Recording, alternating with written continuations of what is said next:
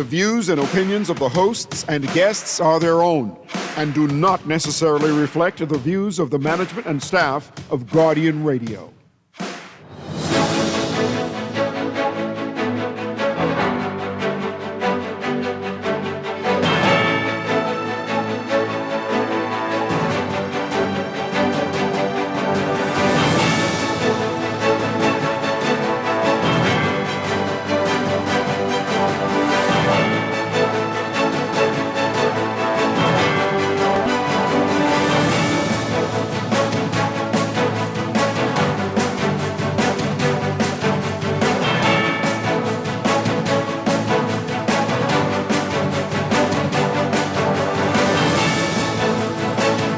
Good morning. The government targeting a budget surplus, a $75 million surplus predicted.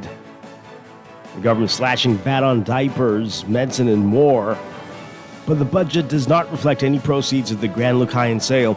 And the FNM says the budget surplus projection is a sad farce. It's all straight ahead this morning. I'm Dwight Strachan, and this is Morning Blend. Wake up, it's a new day. Wake up, it's a new day. It's the start of a new way. Don't you know that it's the start of the end of the old way. Wake up, it's a new day. Wake up. Good morning again, Bahamas. It is Thursday, May 29th, 2025. This is Morning Blend on Guardian Radio 96.9. Again, I'm Dwight Strachan. In a moment, Chester Robards will be joining us. Also this morning, we are scheduled to be talking to Deputy Prime Minister Chester Cooper about that budget. And later in business, we'll hear from the Shadow Minister for Finance, Kwesi Thompson. In between that, though, we've got a discussion with Exuma developer from the Turtlegrass Resort about the controversy happening there on Samson Key.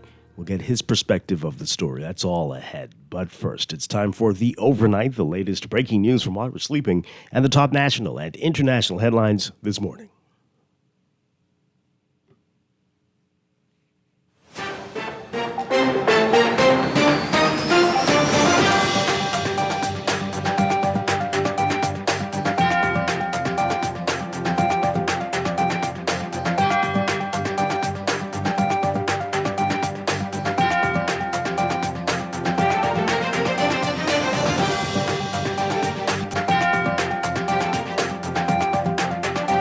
In the overnight, the Davis administration projecting that it will achieve a budget surplus of $75 million in the 2025-2026 fiscal year, which starts on July 1st.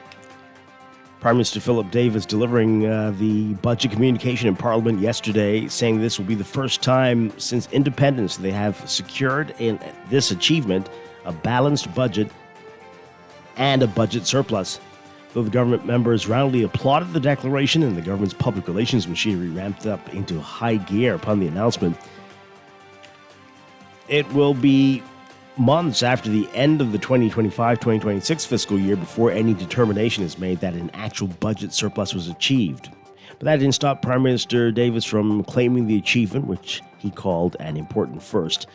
The surplus achievement likely to feature prominently in the party's government, the party's re-election campaign in coming months.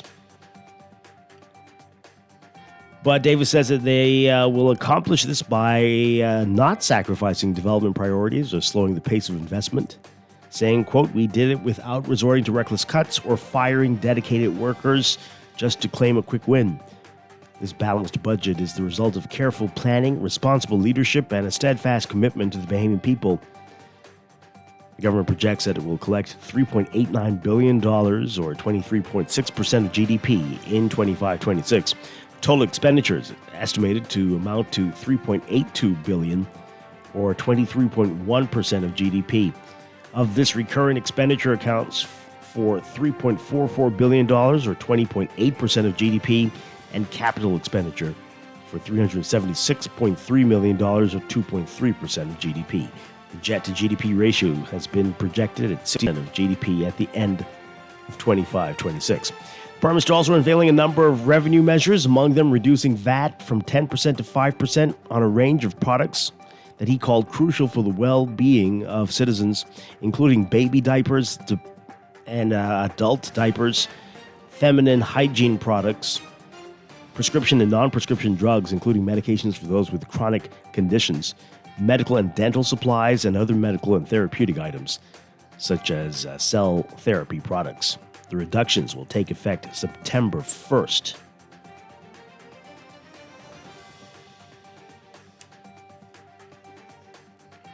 While the 2025-2026 budget failing to reflect any proceeds from the sale of the Grand Lucayan Resort in Freeport, as you may recall, the administration recently announced that it has agreed to sell the Grand Lucayan as well as the golf course next door for $120 million to a Bahamian subsidiary of a U.S.-based real estate and hospitality developer, Concord Wilshire Capital. The purchase price covers the sale of the 56-acre beachfront resort in Freeport and adjacent 160-acre reef golf course to Ancient Waters Bahamas Limited. But it has not provided any information on the terms of the deal, despite demands from the official opposition. In his budget communication, Davis only made a brief reference to Grand Lucayan when he spoke of his government attracting more than dollars in foreign direct investment over the past 2 years, which he characterized as another important first. And the government will construct a new fire station and purchase modern fire trucks, protective equipment, and firefighting tools. That's according to Prime Minister Davis. He said the government will also begin planning for the construction of a new police headquarters and will increase manpower and technology in the police force, defense force, and correctional services. He said this is part of the unprecedented investments in the nation's national security. Meanwhile, the official opposition and leader, Michael Pintard, says that the Prime Minister's budget surplus projection is a, quote, sad farce, saying, quote, any discussion about a surplus for the upcoming fiscal year is nothing but a sad farce. This is a government with record revenues that also managed to take on record spending, often on extravagant expenses and political patronage. They have demonstrated no ability to manage the people's money prudently.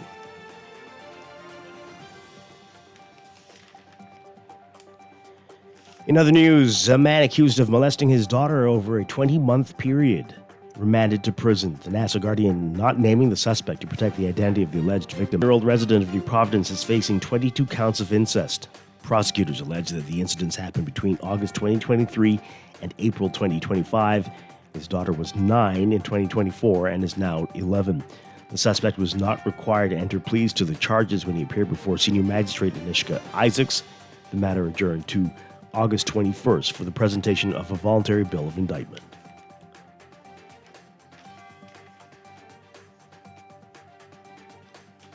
Overseas, Israel saying today that it would establish 22 Jewish settlements in the occupied West Bank, including the legalization of outposts already built without government authorization.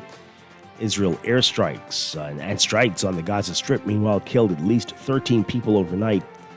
Israel captured the West Bank along with Gaza and East Jerusalem in the 1967 Mideast War, and the Palestinians want all three territories for their future state.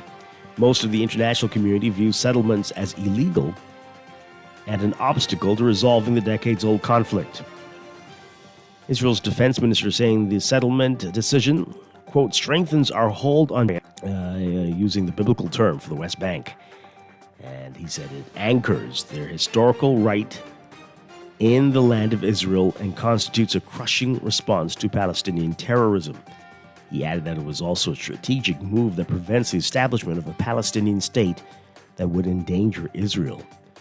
Israel has already built well over 100 settlements across the territory and that are home to some 500,000 settlers.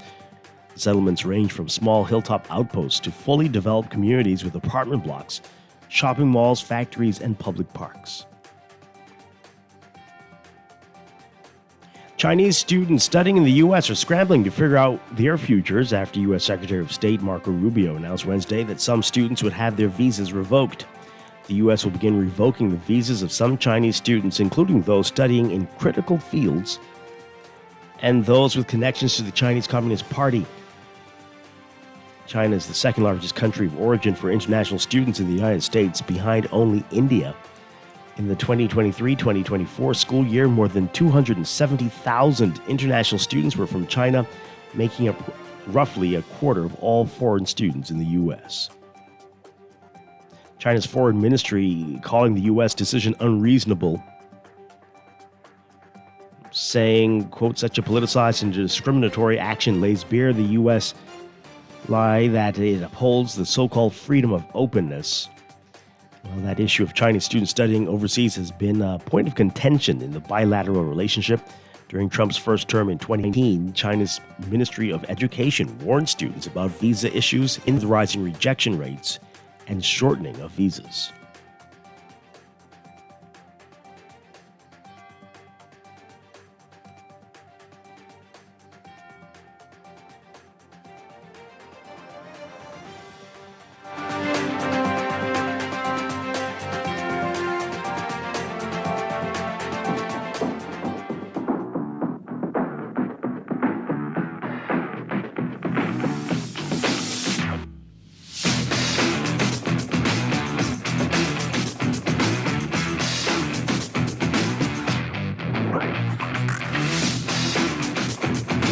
In sports, the Windsor School Junior Girls and the Lifer Key International School Dragons Junior Boys emerging as the first champions in the inaugural New Providence Junior High School Soccer Championships at the Roscoe A.L. Davies Soccer Fields Wednesday.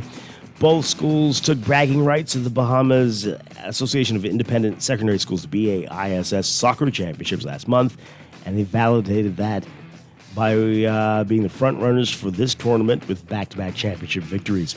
Windsor School, the 2025 BAISN, on a high note, closing out the championships with a clean sheet, thanks to their 4-0 victory over the St. Andrews Hurricanes.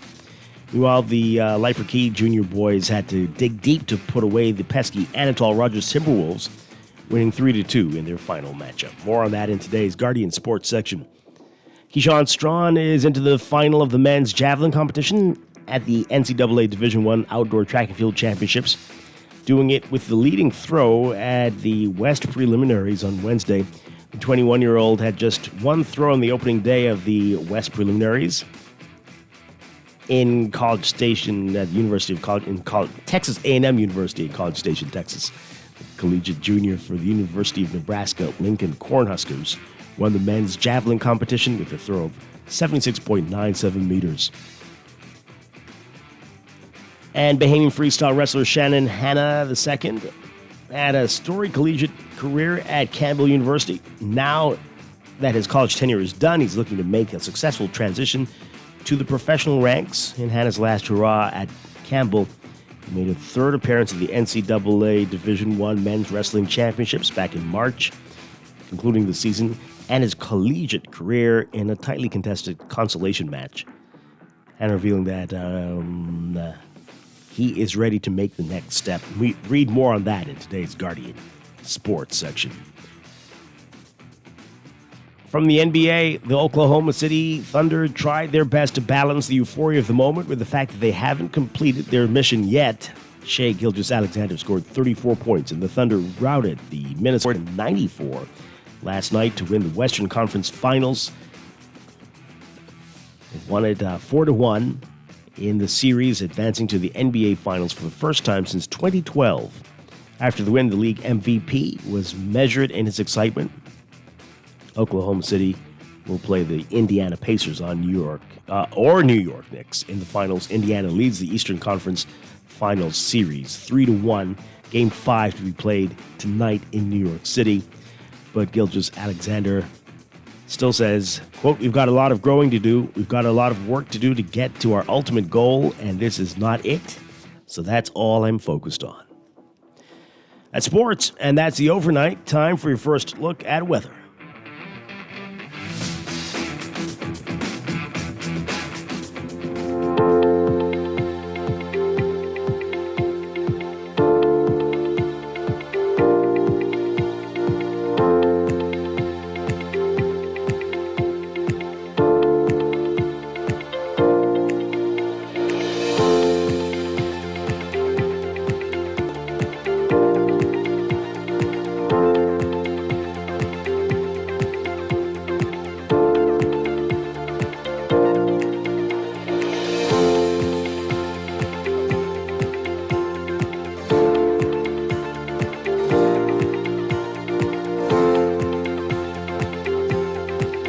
Your first look at weather brought to you by the Guardian Media Group's cruise giveaway promotion.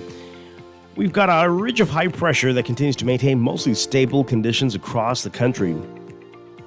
But I'm bringing warm tropical breezes today through tonight. Ample low-level moisture, though, combined with strong daytime heating, will support the development of some light passing showers or possible isolated thunderstorms. So that ridge of high pressure, though, is going to lose its dominance over the next few days, as into upper-level trough will gradually steer the feature east of the islands over the next few days. And mostly dry and stable conditions will continue into the start of the weekend, but by late Saturday into Sunday, moisture levels are forecast to increase as a prefrontal trough nears the northern Bahamas, and a deep layered trough will pull in rich tropical moisture over the rest of the country. So expect a gradual uptick in shower and thunderstorm activity latter part of the weekend and into the first week of June. In the meantime, heat indices and UV indices are going to be very high. It's going to feel like it's near 100 degrees. And everyone's being advised, because of the UV indices, to wear protective clothing, limit outdoor activities, sunscreen, sunglasses. You'll need them. And hydrate if you have to be out in the sun. And take frequent breaks. So your forecast for today, partly to mostly sunny, hot, and humid, turning mainly fair and warm tonight over most of the country. About a 20% chance of light passing showers or possible isolated thunderstorm. Wind southeast to south at 10 to 15 knots for the extreme northern islands, but east to southeast at 10 to 15 knots for the central and northwest Bahamas. Easterly at 15 to 20 knots for the southeastern islands. Temperatures today, we're looking at highs around 91 Fahrenheit, 33 Celsius, but the heat index will make it feel like, we said, in the upper 90s, close to 100 degrees Fahrenheit, 38 Celsius. Overnight lows tonight getting down to about 78, 79 Fahrenheit, 26 Celsius. So very, very warm out there. That's your first look at weather this morning. We'll have more on your extended outlook coming up in just a bit. This weather check brought to you by the Guardian Media Group's cruise giveaway promotion. Guardian Media Group and you on a 7-day cruise for 4 to Panama, Colombia, Curacao, and Aruba on Royal Caribbean's Serenade of the Seas. And no visa required. Couple of ways, 4 ways, in fact, to enter, including listening to Guardian Radio 96.9 and filling out forms in the Nassau Guardian. The entry deadline is June 27th, 2025. The drawing's on July 4th. Certain conditions apply. Airfare, taxes, and gratuities not included.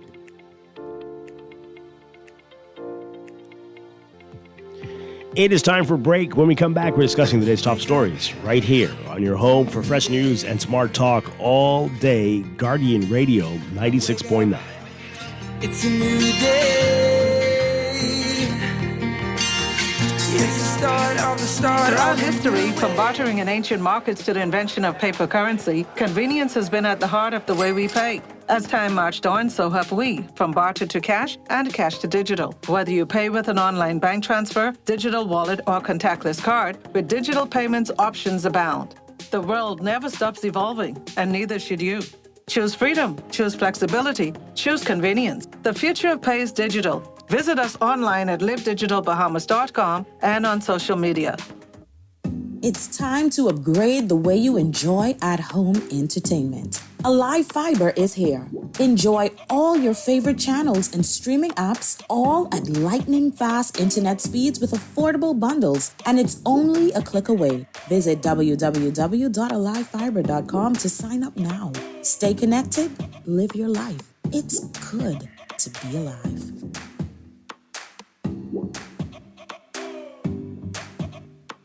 Now let me see now. 326 EPIC. Hello? Eckert Battery. This Miss Beulah from round the corner. I hear you're selling tires now on Wolf Road too. Praise the Lord. It's about time. I live Fox Hill and Fire Trail. It's too far. That ain't all. They open Monday to Friday, 7 a.m. to 7 p.m. On Sunday and holiday, 8 a.m. to 4 p.m. My brother Sam, he's a hacker, and he could go right there and get fixed up. Call us at 326-EPIC. We ship also to the Family Island. At Cleveland Clinic, care is everything. So when your primary purpose is to care for the world, you'd start with your community until you're accessible anywhere. You make complexities your specialties. and put compassion before anything else. All to redefine what's possible. For everyone, everywhere. For every care in the world. Cleveland Clinic. Saturday, May 31st, be hype because the Free National Movement and Nassau top DJs are taking over. R.M. Bailey Park, Robinson Road, with the F&M Annual Fair and Raffle. Bring the whole crew. That's family, friends, and even your pets. There will be cooked and grilled food. Music by the Infinity Band, featuring Novi Pierre, plus the Pope of DJs. Tank, Select the Zone, featuring DJ Wampa, DJ Cannon, DJ T-Mac, and DJ Ace of Spades to keep the party going all day long. It's yours truly, Select the Zone. Catch me live at the F&M Fair. It's going to be fun, pretty great fun activities. Also, some lucky winner is going to walk away with a grand prize drawing of $10,000. You heard it from Select the Zone. I'm fully endorsing the message. You'll catch us live. You'll come out, and some lucky winner is going to win big with the F&M. Get your tickets from the F&M headquarters on Mackey Street or any F&M party member. It's your boy DJ Tank, the Pope of DJ Affairs. Come meet me and Nassau's top DJs. Saturday, May 31st, R.M. Bailey Park, Robinson Road. The vibes are free, the food is hot, and the cash is real. Big money, $10,000. Unstoppable together. Do you have uncontrollable debt? Are you ready to make that move to Fidelity for a stress-free future? These loans have a built-in savings plan that pays you unbeatable interest. Ask about our debt consolidation loans today. Call 356-7764. Fidelity, we're good for you. Wake up, it's a new day. Wake up, it's a new day. It's the start of a new way. Don't you know that it's the start of the end of the old way. Wake up, it's a new day. Wake up, it's a new day.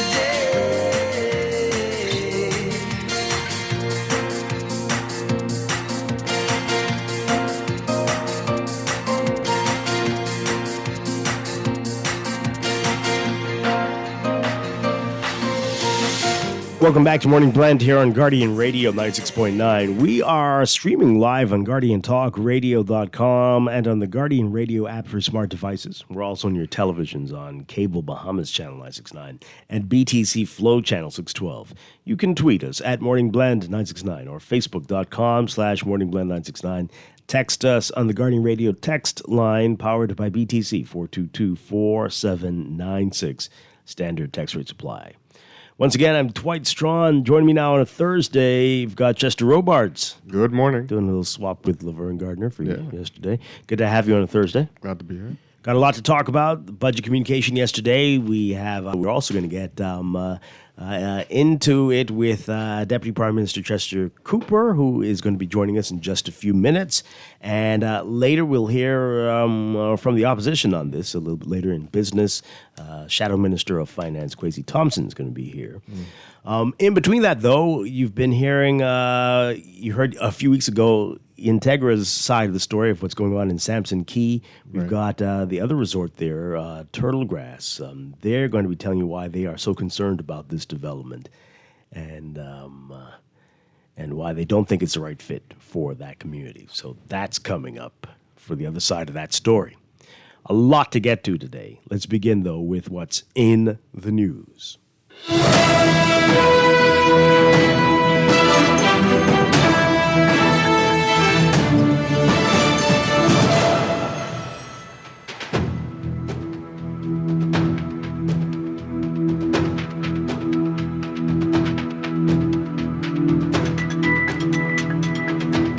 And in the news, the budget communication in the House yesterday, Prime Minister Davis foreshadowing a lot that's going to be coming up over the next few weeks with the debate, the budget debate, including a projected surplus, the slashing of VAT on a number of essential items, including diapers and medicine, a new fire station, new fire trucks, and a whole lot more. It's a lot to talk about. We're going to get in as much as we can today, but you'll hear a lot about this over the next few weeks before this is passed in the House and moves on to the Senate.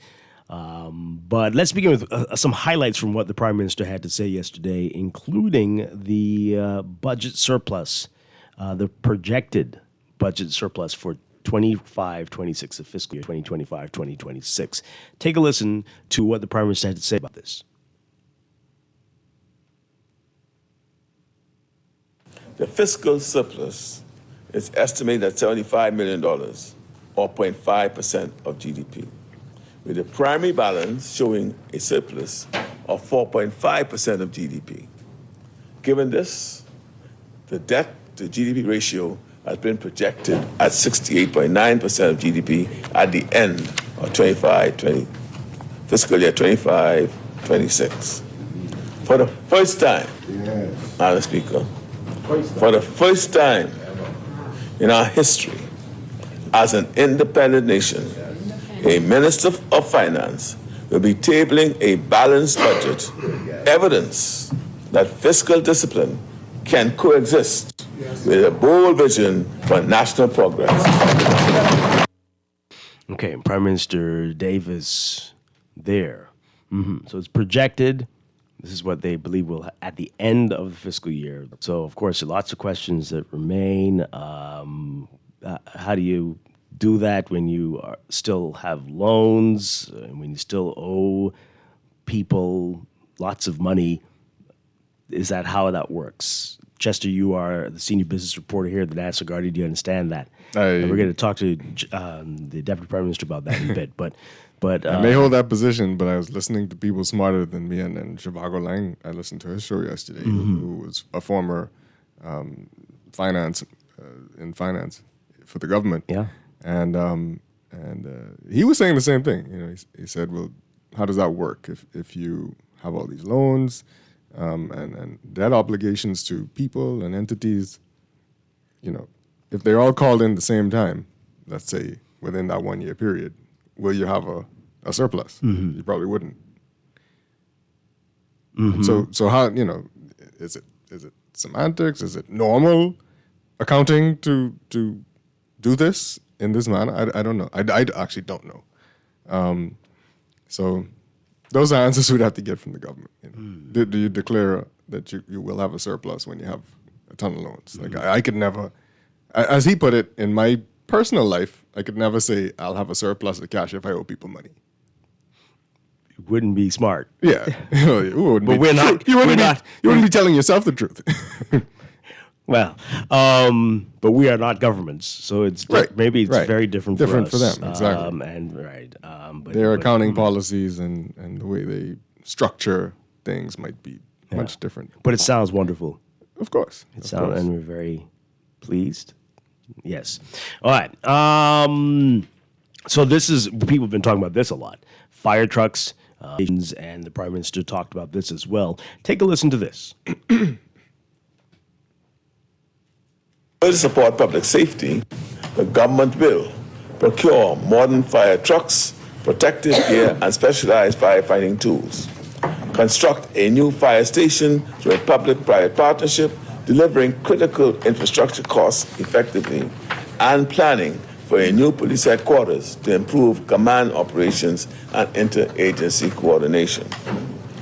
We are also expanding nationwide communication systems and CCTV networks to reinforce surveillance in high-risk areas. Additional technologies will be deployed to block illegal inmate communications and prevent drone deliveries into secure facilities. All right, so that's good. We're hearing, I guess, is the money for that coming out of the surplus or the? But anyway, that's good stuff. Yeah. Wonderful people were asking about it, and good to hear that they're responding in that way. So I know a lot of people were looking out for this. Every year they look out for how am I going to feel it, right? Duty reductions, VAT reductions, all those things. And that is definitely how the consumer, the regular citizen feels it. Yeah. And the Prime Minister touched on that as well. Take a listen to this. As part of the ongoing efforts to promote affordability, we will be reducing the VAT rate to 5% on a range of products that are crucial for the well-being of our citizens. These include baby diapers. Yes. Okay. That's good. Baby diapers. Mothers. Elderly, right? Feminine hygiene products.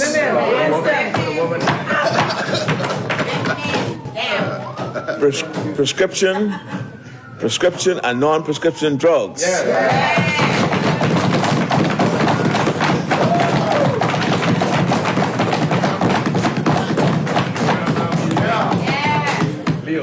And Madam Speaker, that includes medications for those with chronic conditions.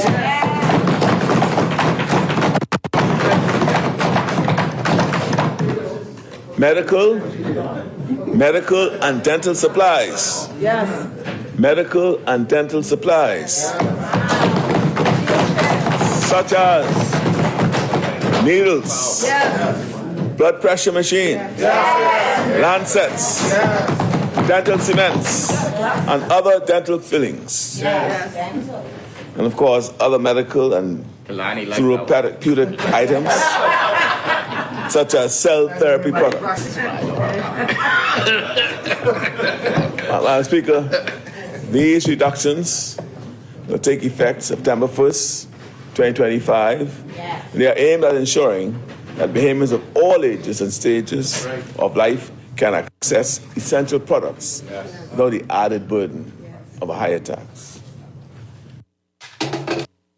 All right, wonderful stuff there. And there was also an announcement about appliances, if they are deemed to be energy efficient. I'm not sure exactly how they determine this, if it's by what standard they'll use, but if it is, you'd be able to bring that in duty free. Energy efficiency. Will Energy Star in the U.S., although apparently the Trump administration wants to phase that out for some reason, would that count as among the highest or in the highest? But that's great news in any event, to bring in appliances duty free. Okay, we don't have very much time before we have to take a break and get ready for Deputy Prime Minister Cooper, but you can quickly get in a call or two if you can make it really quick. And a couple of text messages. We'll take more a little bit later in the show.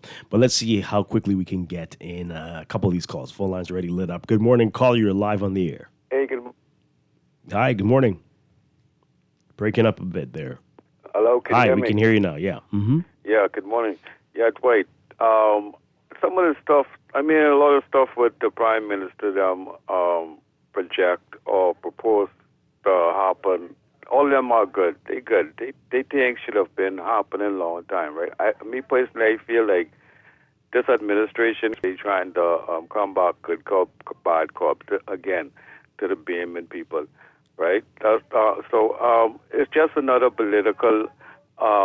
It's just, to me, right? It's just another form of what is call it, political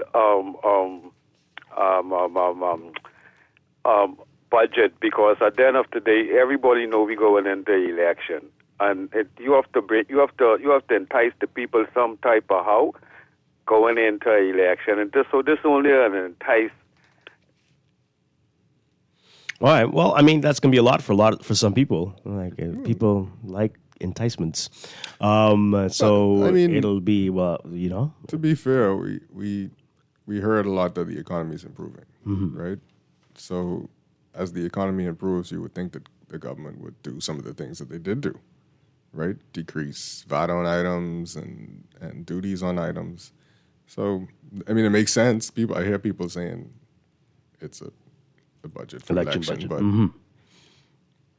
we would hope that we get these things as the economy improves, or even more. People crying out about the cost of living, and if the government can help to reduce the cost to you, right? Hallelujah, exactly. Right. Final call before we have to go. Good morning, call. You're on the air.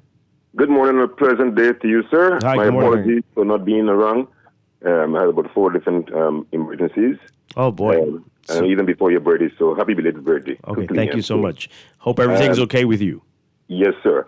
Now, I listened to your remarks about the budget and about the 75% $75 million surplus projected, and 0.5 of GDP. So I did a calculation, $3 billion. That's the maths in me I'd like to find out. And I want to find out about discipline in schools. That's my primary reason for calling.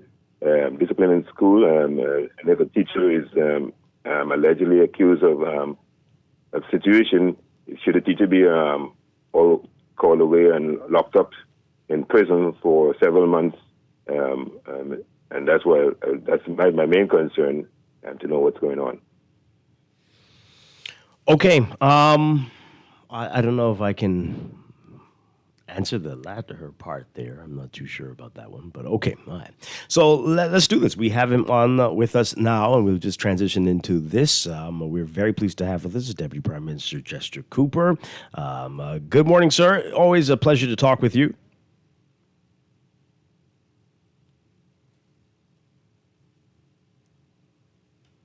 I think you might be muted. Let's get him back up. Oh, we're going to sort that out while we connect with the just to correct the caller, the 75 million, I think he said, is 0.5% of GDP, not 5% of GDP, which is suggesting that our economy is a $15 billion economy, which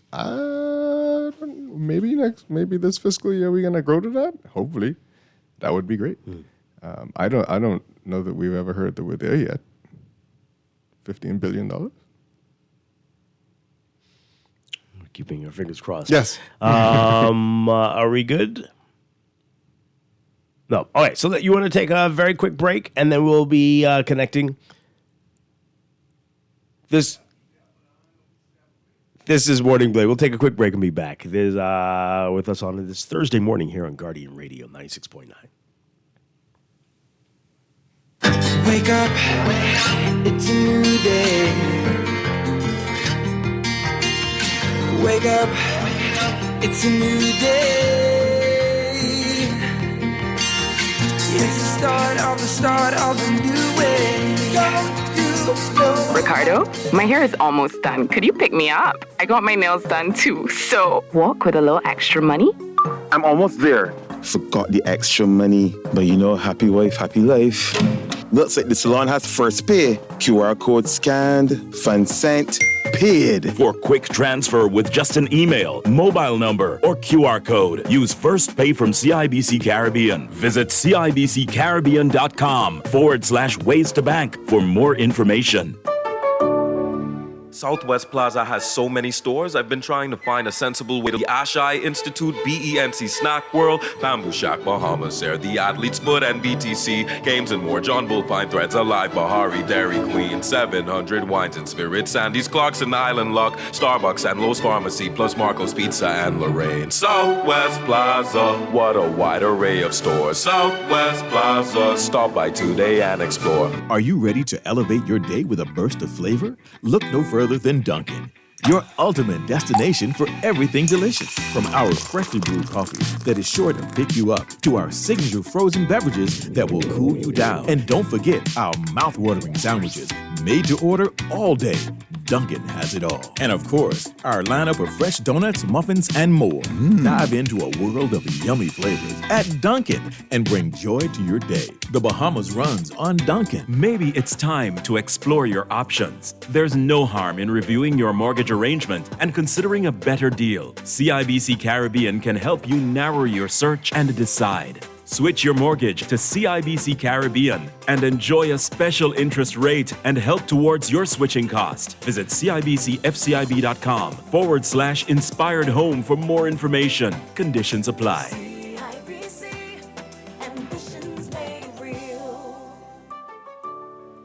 Wake up, it's a new day. Wake up, it's a new day.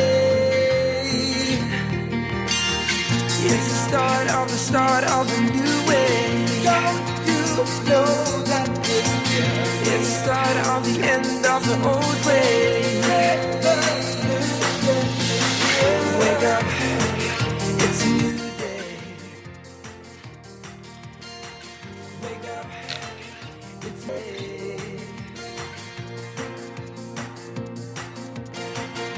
Welcome back to Morning Blend here on Guardian Radio 9.9. Dwight Strachan along with Chester Robards. And we are going to be speaking with Minister of Tourism, Investments and Aviation, Deputy Prime Minister Chester Cooper. I believe we have connected with him. There we go.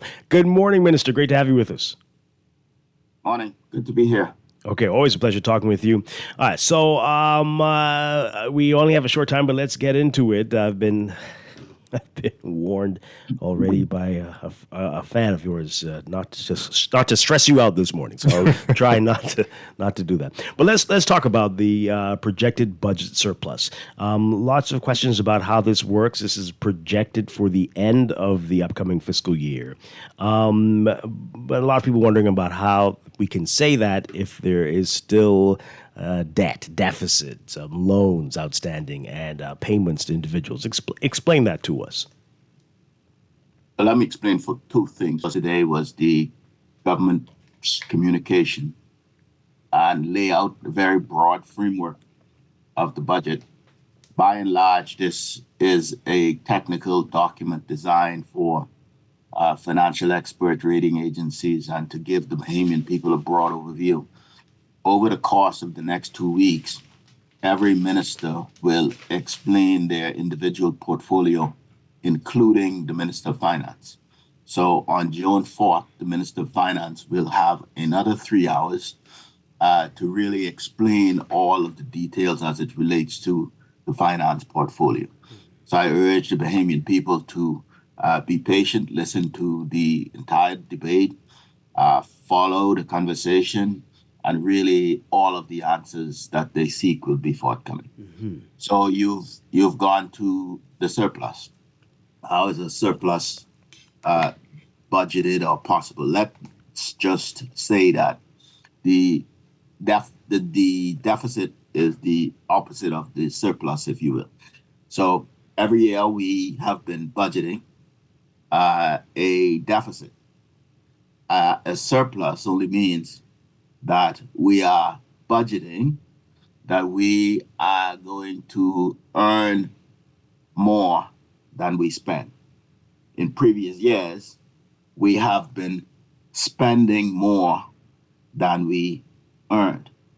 For example, in 2020, when we came to office, the year before we came to office, in 2020, 2021, the deficit was 1.3 billion. 2024, 2025, a deficit in the region of 17 million. The Minister of Finance has indicated that we anticipate meeting our budget deficit in that region. So what we've done over the course of the last 3.5, 4 years is to consistently reduce the deficit. So if you completely reduce the deficit, it's going to come to zero. If you continue on that path, you should see a surplus, and that is what is being projected. The other thing I want to explain very clearly is that there seems to be a bit of confusion that the government is saying that there's going to be a surplus at the end of this fiscal period. And I want to make it clear for the avoidance of doubt, that is not what the Minister of Finance is saying. Right. He is saying that he is projecting, he's forecasting that at the end of the next year, at the end of June 2026, that there is going to be a surplus. And I believe that Bahamians everywhere applaud the financial progress of the government, because for a long time we have been talking about, the government running deficits and not being prudent and being reckless and overspending, et cetera, et cetera, et cetera. So now I hope that we will see the same enthusiasm for the possible surplus. Now, it is a forecast. We have seen administrations miss their forecast many times. I emphasize that the budget is not an informed, credible estimate as to what the end of that period is going to be. But none of us predict the future clearly. Mm-hmm. So sometimes things happen as we've seen in the past, when things happen, the deficits were bigger, and we are hopeful. There are a lot of positive things happening in the economy. We're seeing a lot of growth. There's a lot of progress in this budget, and that surplus is a forecast that we should realize at the end of June 2026. Now, give us a quick kind of overview on how we got to this idea that we'll have a surplus. I know things have improved in tourism. Your government has done a great job at going after taxes that weren't collected in the past and those kinds of things. So just give us kind of a quick overview of how we got here to this great place. Well, the revenues are very strong. We're seeing steady growth overall in the economy. One of the things that I always said in opposition was that the government ought to focus on economic growth. What it's going to do is expand the economy, it's going to increase the tax base, and it's caused there to be additional revenues. Let me emphasize that the surplus comes when we earn more revenues than expenditures. In other words, when we earn more than we spend. So that's the simple formula. We anticipate that the government will live within its means whilst being progressive, whilst spending in strategic places, whilst deploying public-private partnerships, etc., whilst asserting a bit of creativity in terms of how we advance infrastructural works, etc. But the bottom line is that the fundamentals are very strong. The revenue projections are very strong, and we anticipate that this trend is going to continue. Mm-hmm. You heard the Minister of Finance speak yesterday about the large number of foreign direct investments in the pipeline. Those have started to take shape. For example, Celebration Key, $700 million almost completed in Grand Bahama. The shipyard, another $700 million coming out of the pipeline in Grand Bahama. Torch Key and Exumas are well underway. All of these developments are contributing to economic growth. They are hiring people. They're spending money in the economy.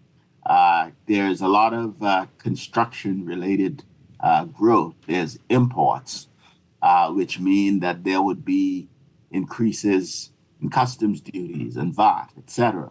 So all of these pieces come together. And then, of course, there is tourism.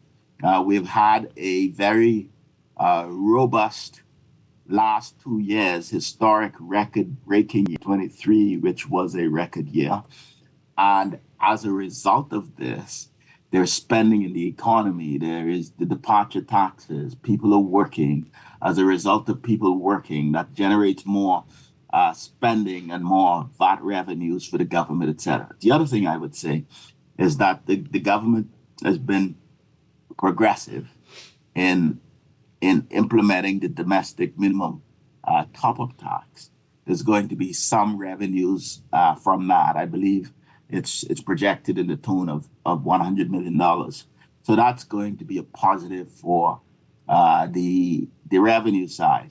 And then, of course, we are making certain adjustments as it relates to cruising, private islands, in terms of enforcement and compliance that's going to close a few loopholes and therefore collect more money from that stream as well. Mm-hmm. So I think overall, there are a lot of moving pieces here.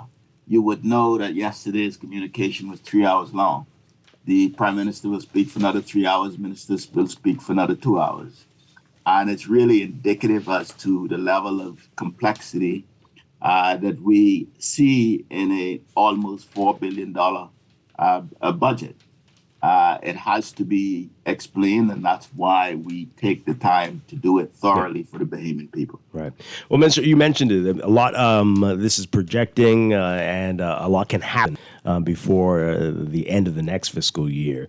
So it's not putting the cart before the horse with the enthusiasm about a surplus when, as you say, so much can happen. Is that not something we want to hear perhaps next year? About that we ended the year with a surplus instead of this at this point in time? I'm not sure what the suggestion is. If you are suggesting that we forecast a deficit and at the end of the year say, oh, by the way, we beat it, we have a surplus, that wouldn't be appropriate in financial forecasting. You have to give your best estimates, and you therefore work towards achieving that best estimate. So over the course of the years, we have budgeted deficits, and now we are budgeting a surplus. And I think in and of itself is cause for some celebration. Okay. You're right to the extent that it is a forecast, and we won't know until the end of the year whether we've or not. But it's good to be progressive. It's good to be ambitious, and then it's good to work towards achieving those forecasts.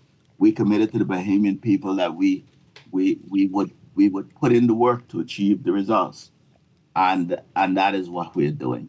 Okay. We're committed to the Bahamian people that we won't be business as usual, and we have seen progress in the overall financial lot of the country.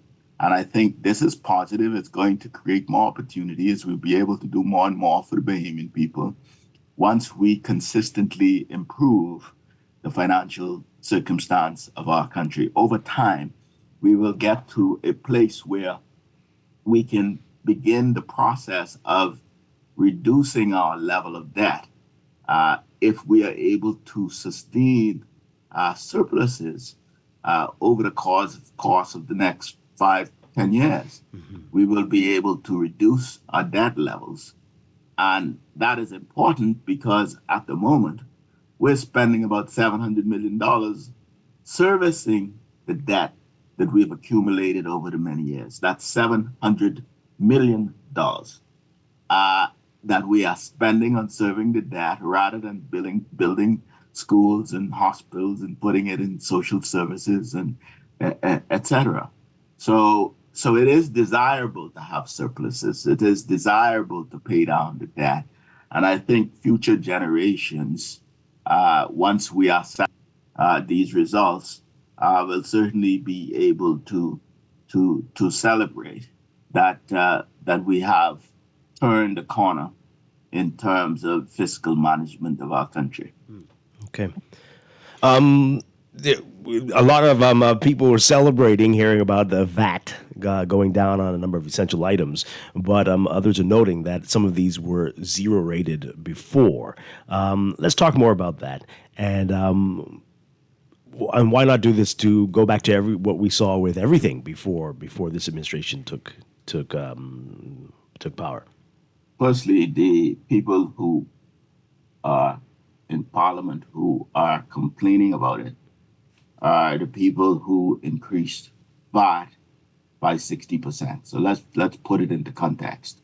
We came into office. We laid out an economic plan before we came to office, and we said VAT was too high. We're going to reduce it. And these same people said we were going to wreck the country. We're going to wreck the economy, and we will destroy the revenues. Well, we saw VAT revenues go up. So the same people who are complaining now that we have reduced VAT on unprepared food and on these myriad of items are the same people who complained that we took it off of breadbasket items. So, I mean, I think there is they got some explaining to do because no matter what the government does, it seems that they are unhappy about it, especially given that we are fixing a lot of what they left unfixed. I remind the Bahamian people that it was the FNM administration that increased VAT by 60%. Our administration, recognizing that the cost of living is high, recognizing that there are affordability issues, recognizing that some people are having a difficulty making ends meet. We wanted to provide some relief as the economy improves. So we had to fix the economy. And now we're making sure that Bahamians are participating in the bounty, if you will. And we are ensuring that the people who may be most vulnerable, the people who are low income earners, for example, women, children, and elderly are seeing this relief, and the sick and infirmed and people with chronic diseases. So that's why we've determined that we are going to reduce VAT on those categories, on medical and feminine products and depends, etc., as we have done on food, unprepared food. So we're going in the right direction. We have more work to do, but I think we're making significant progress. Some of these changes come into effect in September as opposed to July. Any particular reason for that? I think the business community always are very concerned when there are immediate changes and adjustments need to be made. For example, there is a system that's used, computer systems, etc., in every business that's used for the calculation of VAT. And there may need to be adjustments in these systems. There may need to be transitions, etc. So this is really allowing for a smooth transition. So we're trying to be more business friendly. We're trying to respond to some of the concerns expressed in the past that these changes are coming too sudden and not giving the business people and the community time to adjust. Imagine on June 30th, when we passed the budget, the next day, July 1, when the new year come in, all of these changes are enforced. Civil servants haven't adjusted, systems haven't adjusted, the community hasn't adjusted, etc. So really, it's a time period for transition. Yeah, I want to ask you here. I know the Prime Minister noted that you want all Bahamians to feel the improvements in the economy. I noted that he said that cruise private islands will drive GDP growth. How do Bahamians become a part of the growth of the country's economy, given the ease of doing business is not where we want it to be? I know you're a big advocate for people creating industry in the tourism industry and products for the tourism industry. So help us understand, given that is what might drive the growth of the economy over the next couple of years, how Bahamians can benefit from that. Firstly, I'll speak a lot to this in my presentation sometime next week or the week after. And one of the things that we are doing in tourism, for example, is the Tourism Development Corporation's push to help to get more Bahamians in business. For example, we've granted more than $1 million for people who are interested in getting into short-term vacation rentals. We know that there's a room shortage all across the country. We thought this would be a quick way to help us to bridge that shortage and at the same time help people to earn money directly in their pockets. So we're doing that. We've done significantly more grants in other categories. The Small Business Development Center is doing likewise. They've done a lot of grants over the course of the last 4 years and before, and they intend to continue. The Bahamas Development Bank has money, and all of these agencies provide support for entrepreneurs. So what you're going to see and find and feel is that all across the country, as we're doing in the TDC, there will be opportunities for Bahamians to engage, to get involved, to find out how they, for example, in Celebration Key, there are many persons who are going to be selling items, many vendors with retail stores and restaurants, etc. By and large, they are Bahamian. And some of them are selling souvenirs, some of them may be selling ice cream and other goods and services. As a result of this, they are participating actively. Celebration Key is considered a private destination, even though it's on mainland. And the same opportunities created here will be created in places like Great Stirrup Key, for example, where there's the building of a new port and more people will be able to get off the ship, etc. So that's just a small component. But there's a lot about education and training and upskilling and making sure that we are digitizing and making Bahamians more digital rather than analog, if I might use that terminology. And then, of course, there's a lot that you're going to hear about the government has done and doing for civil servants in terms of the confirmations, etc. And you've heard about the energy transformation. You've heard about the large amount of infrastructural developments happening all across the Family Islands. Dr. Davil's going to talk a lot about the building of clinics, etc. In all of these developments, there are opportunities. So if you are building roads in Long Island, there's opportunity for a contractor to participate.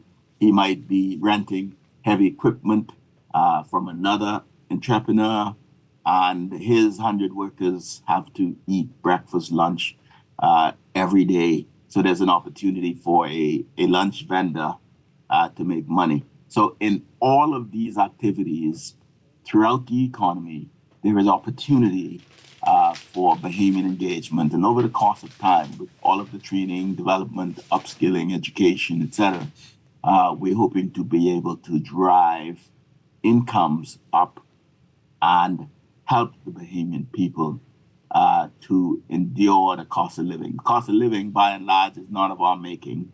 So we have to ensure that we do all we can as a government to help the Bahamian people to manage to stay afloat and to consistently improve their quality of life. All right. So the other Chester asked about the cruise ship and the growth we're seeing there, but there were lots of concerns about stopover visitors and the numbers that seem to be stagnant. What can you say about that? What will we hear from you when you give your presentation during the debate about this? Let me just clarify that stopovers have grown 3% when we compare it to 2019. Stopovers for 2024 was consistent with what we saw in 2023. In 2025, we're seeing a slight fall off at this point, and we are putting in place strategies to answer your question. These fall offs in 2025 that we're seeing, again, it's not of our making, but it's driven mainly by uncertainties, geopolitical issues, the tariff wars, uncertainty in our key source market like the USA, etc. When people are concerned, they cut back, and we're seeing some of this. The beauty is that we have proximity to our main markets, and therefore next week I'm going to Florida with the Ministry of Tourism team. We're going to be doing a mission, as we've done a lot of in 2023. Florida is nearby. We're going to talk a lot with our partners, our stakeholders. We're going to be looking to increase airlift from Florida. We're also doing likewise in New York. The Prime Minister is there at the moment at an investment conference. We're actively working with all of our stakeholders and partners. At the end of June, the Ministry of Tourism will be going to Canada. And for natural reasons, we believe that this is a market that's open for opportunity. Okay. And we are going to be targeting this market very heavily. We already got commitments for a significantly increase in airlifts from Toronto and from Montreal and Ottawa and Calgary. So progress, and there's a lot more that I'll talk about when I speak. All right, so we're hoping we can have you stick around for a few more minutes after the news. Unfortunately, I am on one of those missions today. You are? Okay, all right. So we'll hopefully... happy to come back at some time. Okay, hopefully we'll have you back. There's so many more questions to ask you about. But thank you for the time this morning, Deputy Prime Minister Chester Cooper. I'll come back anytime. Thank you very much. Appreciate it. All right, we're going to take a break for news. A whole lot more to get to. Stay with us here on Guardian Radio 96.9. Sherwin-Williams Bahamas doesn't mess about when it comes to product range and product knowledge. If it's a new product come in the store, we walk the store and study that product. One thing with our boss, if a new product comes in, he takes the time and he's always keeping us up to date with product knowledge. And we just had 9 weeks of different products that we had to study, and we had exams at the end of each product. Yeah. The only way we could sell the product effective, we have to know that product. Yeah, that helps us to relate to our customers. It gives us better knowledge to know what product to introduce, and what product to give them to use, and what product not to give them to use. So product knowledge is really key in Sherwin-Williams. They got the keys. And the key is the product knowledge that comes with our extensive product range at Sherwin-Williams Paints, Bahamas. Find color in every day.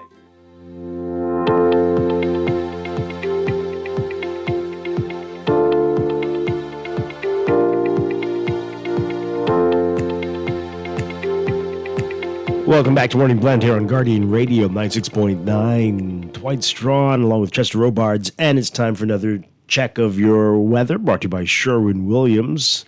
Dull walls giving you and bringing you down? Well, Sherwin-Williams has the cure. Don't have your place looking toe up. Get that glow up with the superior quality of Sherwin-Williams paints. So weather-wise, we've got a ridge of high pressure that continues to maintain mostly stable weather across the country, accompanied by warm tropical breezes today through tonight. But ample low-level moisture combined with strong daytime heating will support the development of some light passing showers or possible thunderstorms by the afternoon. So that ridge is going to lose dominance over the region as a mid to upper level trough will gradually steer this east of the area, and the dry, stable conditions will begin to wane by the start of the weekend. And Saturday, late Saturday into Sunday, we're expecting moisture levels to increase as a prefrontal trough nears the northern islands. That's going to bring enhanced showers at the end of the weekend and into the beginning of next week, the first week of June. So for today, another hot day in store, though. Heat indices in the mid to upper 90s, making it feel like it's close to 100 degrees. And the UV indices in the very high range, so everyone's being advised to wear protective clothing, sunglasses, sunscreen, and limit outdoor activities, and hydrate. For today, forecast partly sunny, hot, and humid with a few cloudy intervals, turning mainly fair and warm tonight. High temperatures around 91 Fahrenheit. 33 Celsius, but again, it's going to feel like it's close to 100 degrees Fahrenheit, 38 Celsius. Overnight lows tonight getting down to about 78, 79 Fahrenheit, 26 Celsius. In your extended outlook for tomorrow, Friday, partly sunny with a few cloudy intervals, becoming partly cloudy at night, about a 30% chance of isolated showers and thunderstorms, mainly across the northern Bahamas, 10 to 20% chance for the rest of the country. And then by Saturday, partly cloudy to cloudy, 20 to 30% chance of showers for the northern and northwest Bahamas. Sunday, partly cloudy to cloudy on the first day of June and the start of the Atlantic hurricane season. We're looking at a 30 to 50% chance of scattered showers and isolated thunderstorms. That's going to hold for the start of your work week on Monday. That's your Morning Blend Weather Check. Weather Check also brought to you by Star General Insurance, made simple.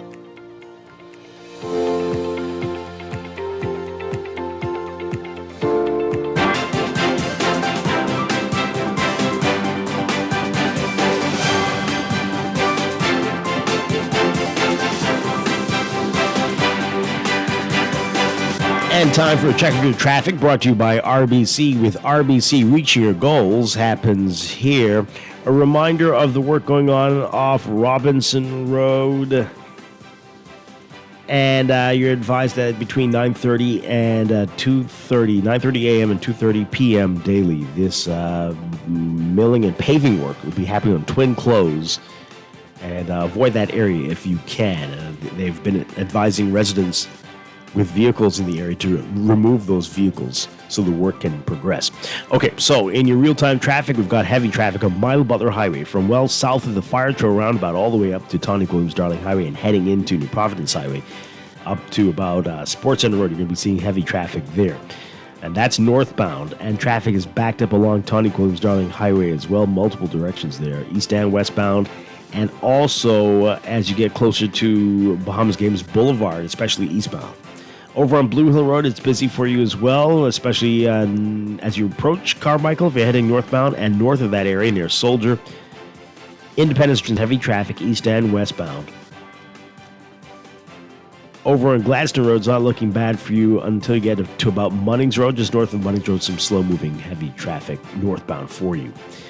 Prince Charles Drive and the major intersections as usual, and Eastern Road near Fox Hill, also some slow-moving westbound traffic. Wolf Road west of Mackey Street, pretty busy for you until you get to about Montrose Avenue. Those are your hot spots right now. That's your real-time traffic and your morning blend traffic alert brought to you by RBC, reminding you that with RBC, your ideas happen here. We're going to take a quick break and be back with more Morning Blend here on Guardian Radio 96.9.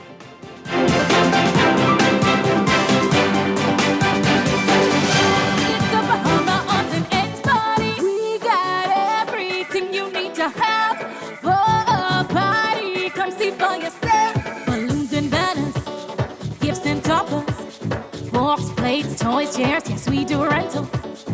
Located on these plaza right on Prince Charles Drive. And we for you online. So party smart, party early, party often. With Bahama Odds and Party Supplies. Tired of banks forcing you to use technology to bank the way they want you to? Your convenience is important.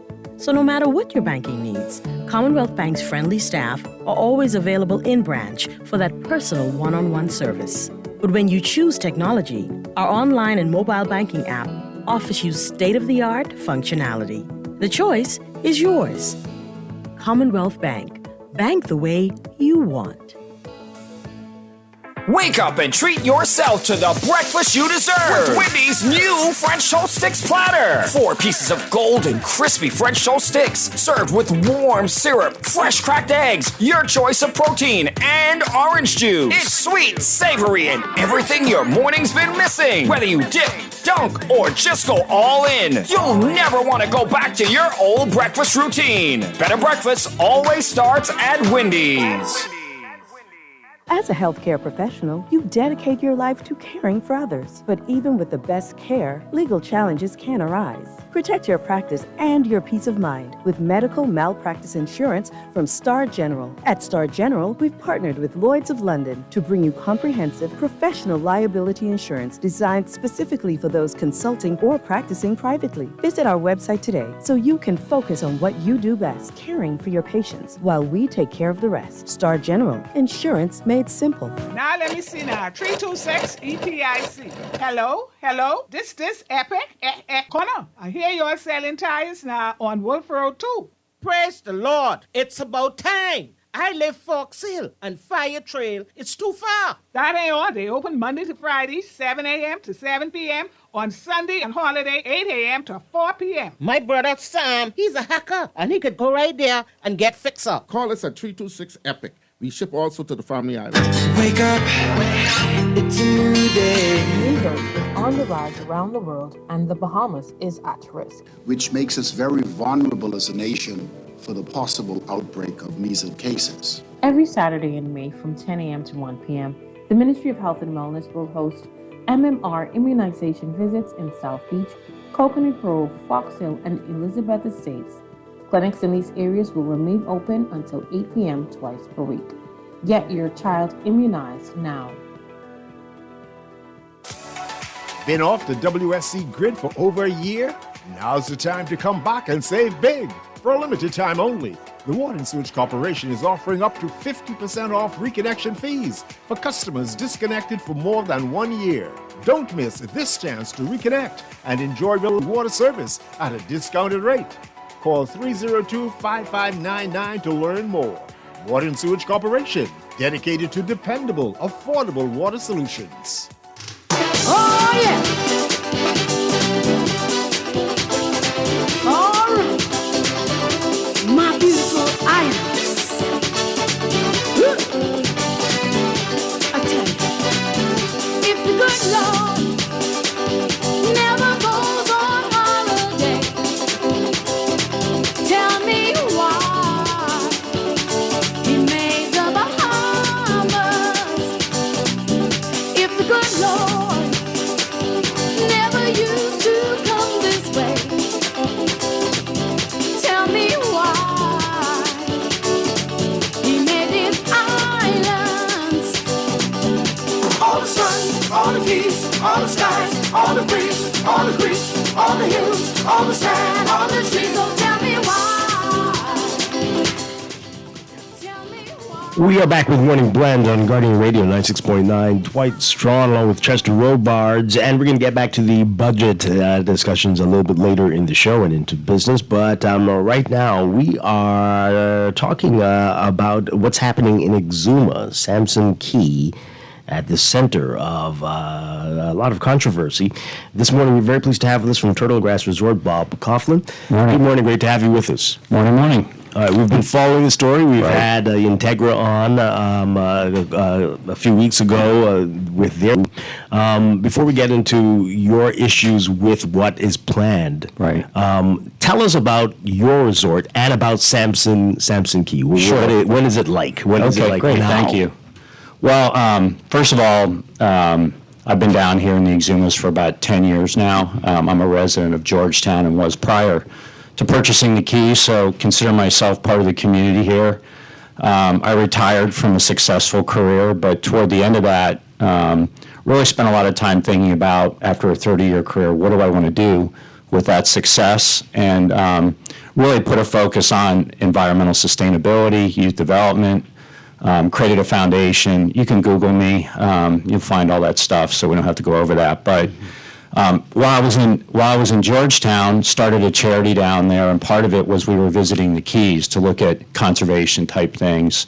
Got very involved with the Bahamas National Trust, visited the Land and Sea Park, which is just up north of us, and along the way stopped at Samson Key that was for sale, and that was probably 4 years ago now. And Marcus Mitchell owned it, who used to own the Samson Key Club.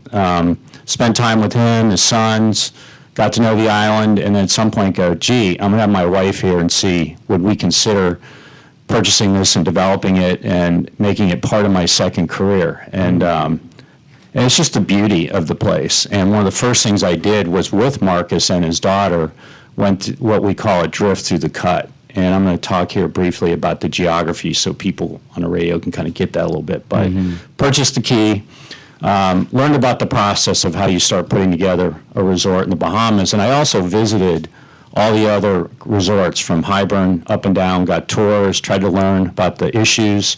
If you look at the Exumas, they're very unique in that you have barrier islands, you have some inner islands. They call it Exuma Sound. You got kind of the sandbank on the left, and you have very unique spaces. So purchased the island, the two north beaches, which you can look at on Google Earth. They face over yonder. They're dead between Pipe Creek and Staniel Key. So if you're familiar with the area, it's kind of the heart of the tourism area there, just north of the pigs that we all know about. Right. But it's kind of tucked back because of the cut and because of all the rock formations at the cut. It has shallow waters. You don't have big, deep boats going in there. We call it outboard country. Once you get north of Little Samson, in through Pipe Creek, you don't see any delivery ships or anything like that, except on a maybe a shallow one on a rare, calm day, because it's too shallow. They're going to get beached. There's rock formations. But I purchased the Key with the idea that I would create an ecotourism resort. And I presented that prior to any of this coming up to the government, received the heads of agreement. Coincidentally, the same month that Integra received a heads of agreement for Cave Key 2+ years ago. At that time, I'll just note, they said they would have 150 jobs and the first phase would be done on Cave Key. That's just an aside. But we said, here's what we're going to do. We're going to develop 22 rooms, ecotourism resort in the 22 acres that front those two north beaches. It kind of looks it over yonder. You can walk out, and it's heavy seagrass. There's a conch nursery there, thousands of fish, reef. It's probably, I was talking to somebody at the Bahamas National Trust, probably one of the top 2 or 3 cuts, reef areas for snorkeling. And I learned that. It's just spectacular. It's like a Disney adventure going for a snorkel in the cut. So that if you would, is our front door. We have a small dock that's blocked by a rock formation that's between the two beaches, but you really can't put it there. So what we learned pretty early on was our industrial dock, when you build a resort, you really only have two ways to get materials there, and you need a deep water port to get materials. Right. They often call it a RORO. It's basically an industrial dock.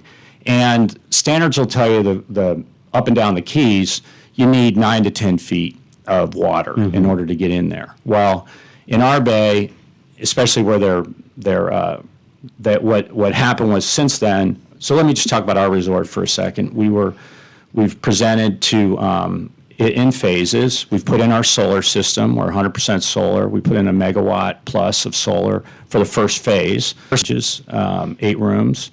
That's under construction, should be done later this year. It should have been done by now, quite frankly, except we've been paused by the threat of dredging in front of us, which we'll talk about. And then the second phase was a clubhouse, a meeting facility, something that would host up to 100 for an event, additional rooms, employee facilities. We've basically done our infrastructure, and then we had to build our industrial dock, basically facing Little Sampson, down at and build a road down to that industrial dock, because we have to get, the only way you get materials there in the Keys is in these industrial ships, barges, whatever you want to call them. Right. So we're underway. It's meant to work with nature, with chickens, bees. I mean, down in Georgetown, I've got a number of acres and really trying to work with the land and the locals.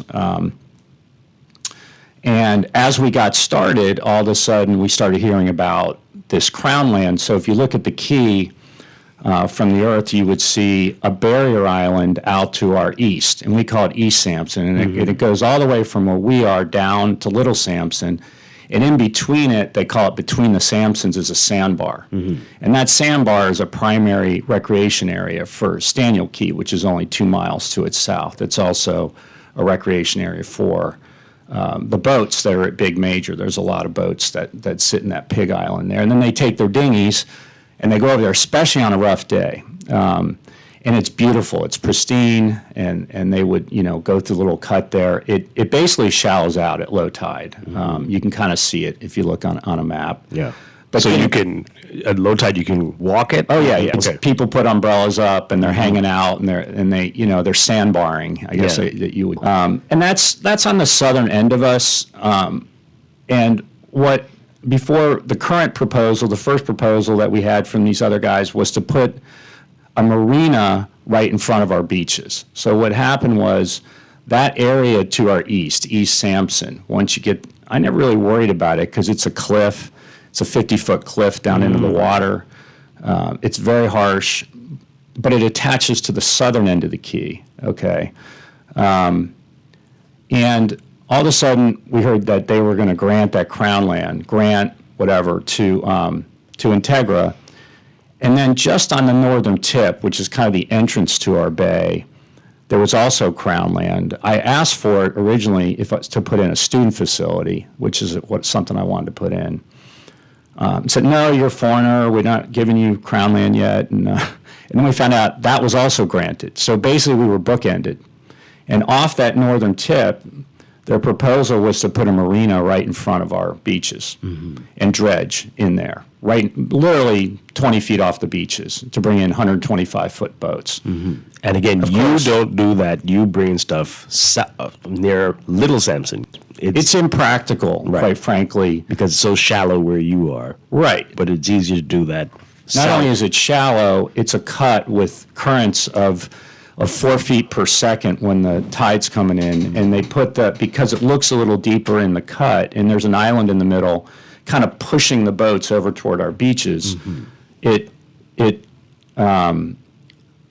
current, you couldn't put a marina in a current. I mean, anybody can tell you that. Like, there's a lot of common sense stuff here that when you look at the plans, you'd go, okay, well, that doesn't make any sense. You can't put a marina in a cut. But the truth is, they said the marina was for 125-foot yachts. And it's just not an appropriate, there are no yachts in that area. They stop once you get past Little Sampson because the water's too shallow up through what they call Pipe Creek area. So what would be some of the impacts if you were to do that or try to do that? You would destroy the conch, the reefs. There's a 15-acre seagrass meadow. It's a very diverse, healthy area because the nutrients in the currents that come in from Exuma Sound come in a very strong way because of that narrow cut. As the tide goes up and down, the water moves back and forth through there. And it would also potentially take the sand off our beaches, which are quite beautiful on that northern end. And anybody can tell you, we're selling sand in this country. I mean, it's people love the beaches, right, and the beautiful waters. And it's pristine and it's peaceful and, it just totally different from the vibe that we're putting out. It would be loud, lots of lights, fuel dock, what you consider an industrial setting, I guess you would say. The latest proposal, so that proposal kind of died for whatever reasons, and we thought we were okay. So a year ago, we went and said, look, we're concerned with this threat now that we've seen here that somebody wants to put a dock in front of us. We'll move forward, but we want to make sure nobody's going to build a dock in front of us. And we got kind of verbal assurances, no, that would never happen. We're not going to dredge through seagrass and reefs. But then the current proposal showed up. And basically, to summarize it, their proposal is to build, there's actually 96 buildings on their proposal on East Sampson. So it is that barrier island to the east. There's no proposal for the northern tip, but we think that's still on the table for a future, situation. So we're in between that. And on the south end, it's deep enough water where they could bring a barge in.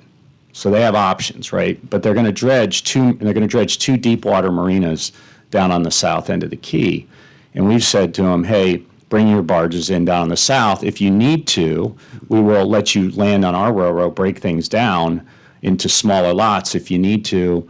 But during your construction phase, you don't have any guests. And one of their concerns was, well, if we bring barges in on the south, our guests might not like the view of an industrial boat.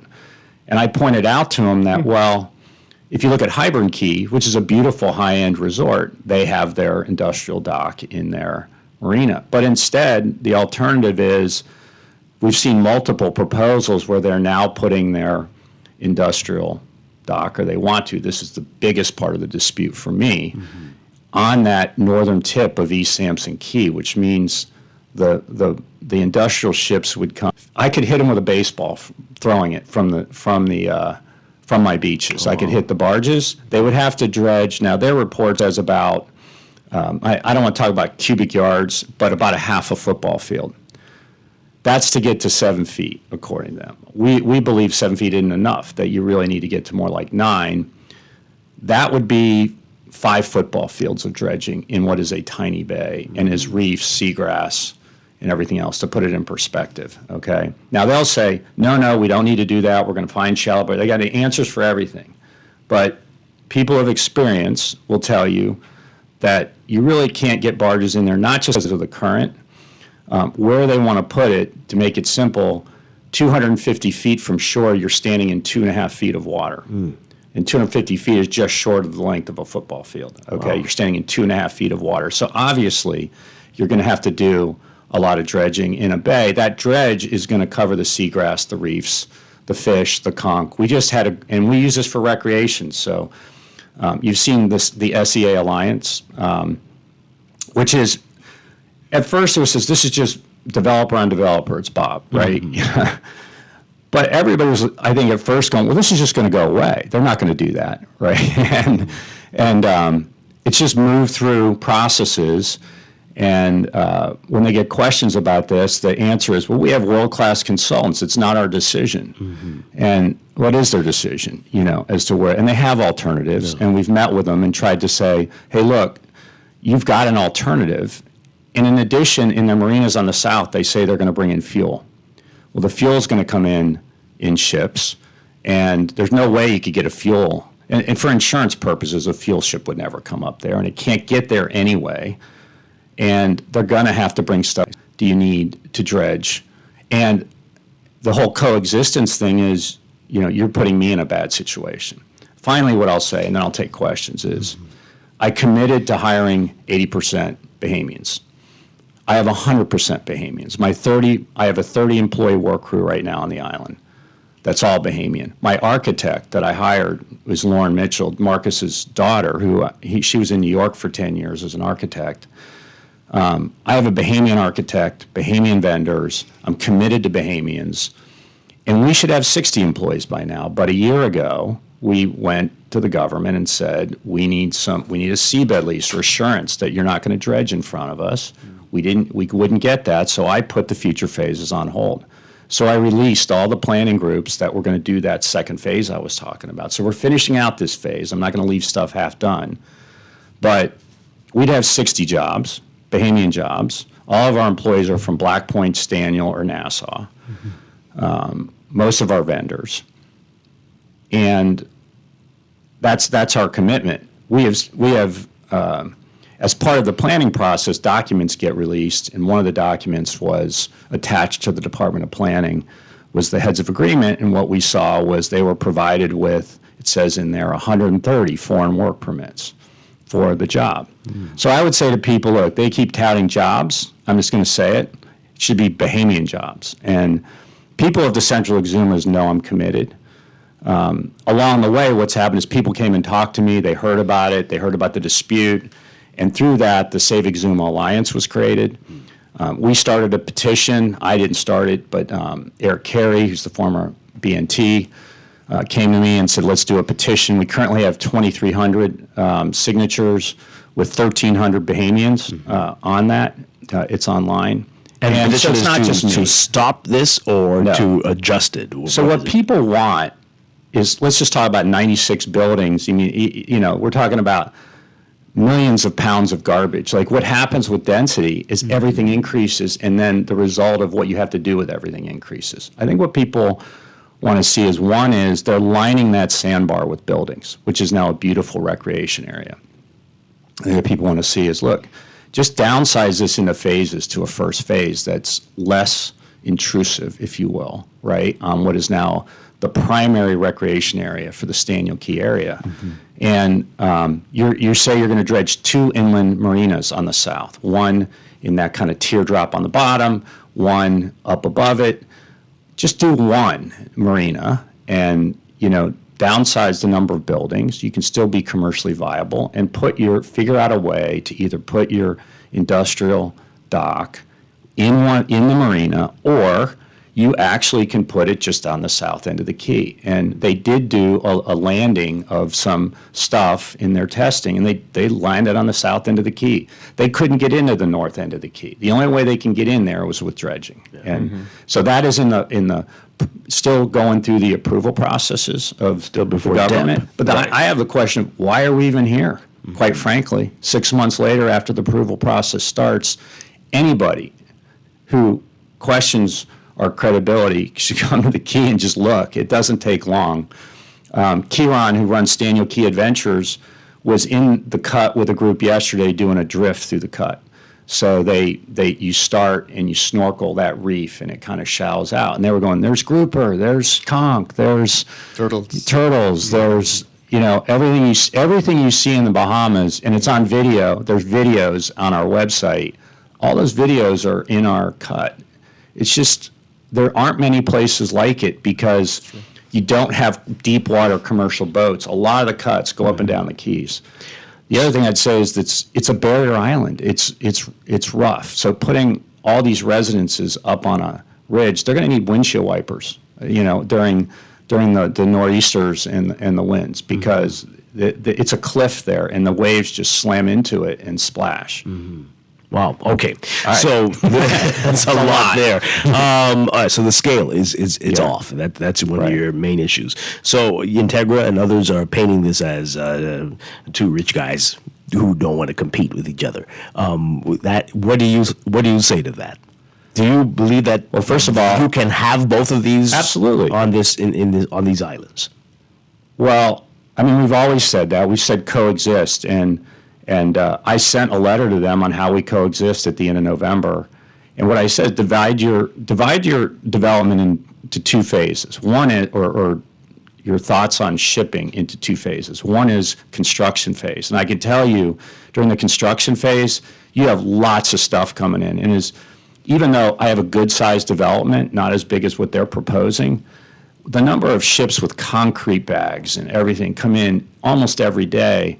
And you don't have any guests on the island during that phase. They've said it's a 3-year development. Mm-hmm. Why come dredge the North Bay if you can bring it in from the south without disrupting us? And then on an ongoing basis, once you're up and running, you don't have those same kind of shipments, a lot of the resorts shut down maybe in September for some maintenance and things like that. But what you have is supplies and other things like that. What the other islands do is drop those on Staniel Key or another big dock, and then they break it down into what looks like a landing craft. So what I'd say is, yeah, it'd be great to have another place. I mean, I go to dinner over at Foul Key. That's a Sandals property, which is very close to us.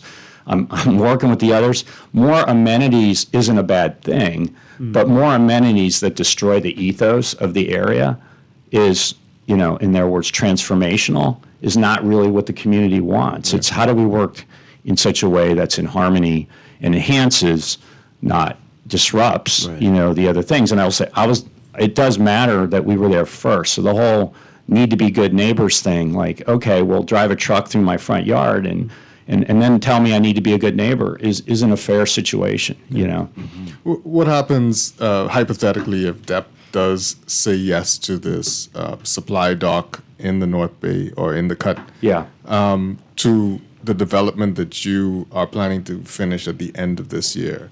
All of the plans, obviously, that you had for it change if that happens. Well, what happens with your development? Well, we're already on that path. We're on the path that we've stopped future phases. So we will finish this phase. We'll have 8 rooms. I can't. This phase gets me to about $22 million of investment. The next phase is an additional 50-ish, 40 to 50. I say 40, and then I know it's going to be 50. Yeah. but I can't make that investment because the truth is, you think about it right now. Let's say I wanted to sell the key and I don't. What would a buyer come and look at? They go, what's going to go on over there? What's going on over there, right? So I can't make that investment with the uncertainty, not only of that, but what they're doing on the other side of us. And I've asked the government to help relieve this. They've been hands off and said, hey, this is between you guys. But my view is, well, you granted them the Crown land, and you put us in this situation. And ahead of granting them the Crown land, when we started hearing about it, we sent them letters saying, hey, this is going to create a problem for us, right? And legitimately, I'm one of the bigger developments right now, probably the second biggest employer in the Central Exumas. But to your question, somebody said one time, well, stop threatening us. I'm not threatening it. Yeah, I'm telling you what I've already done. And in the planning phase, I've released the engineers, I've released the architects, I've released all the planners, and we have over-infrastructured for an 8-room, because the first part of it was millions of dollars of infrastructure for the development. Mm-hmm. But we'll stop.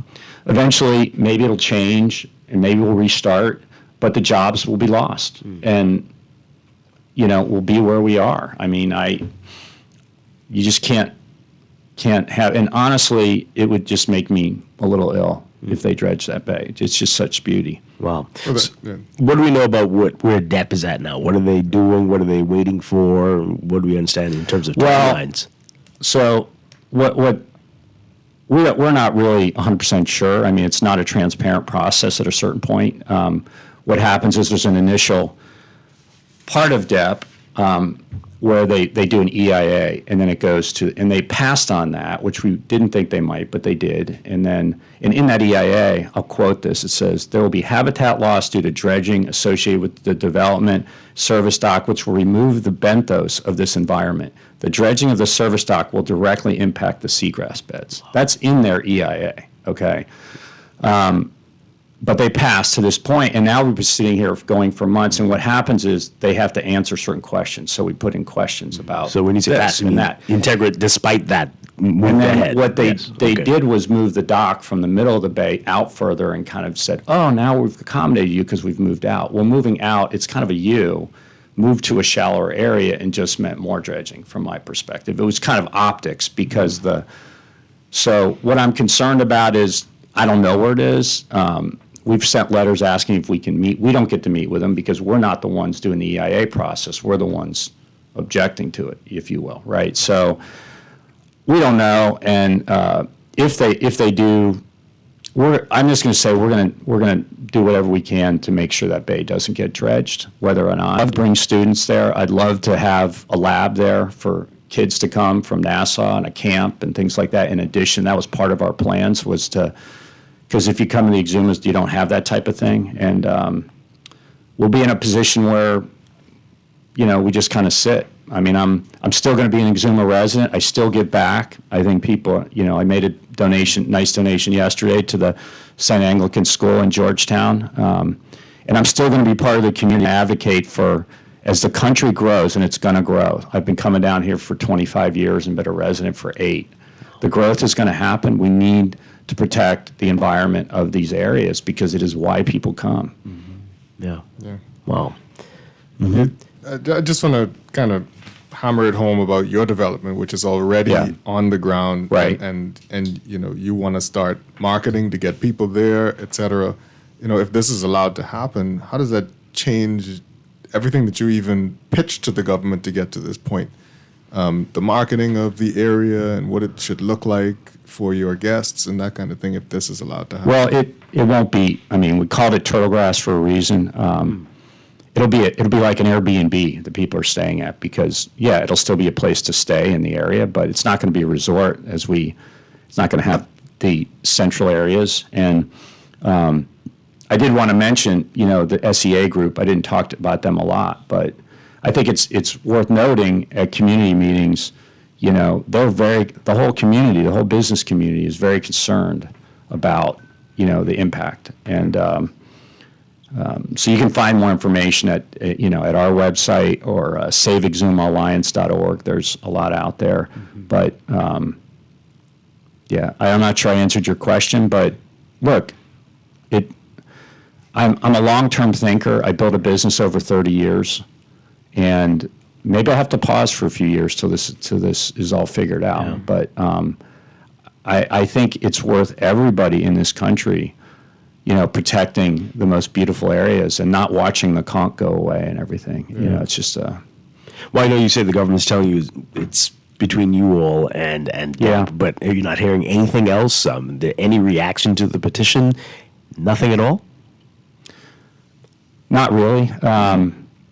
I think what you generally hear from government officials is it's up to DEP.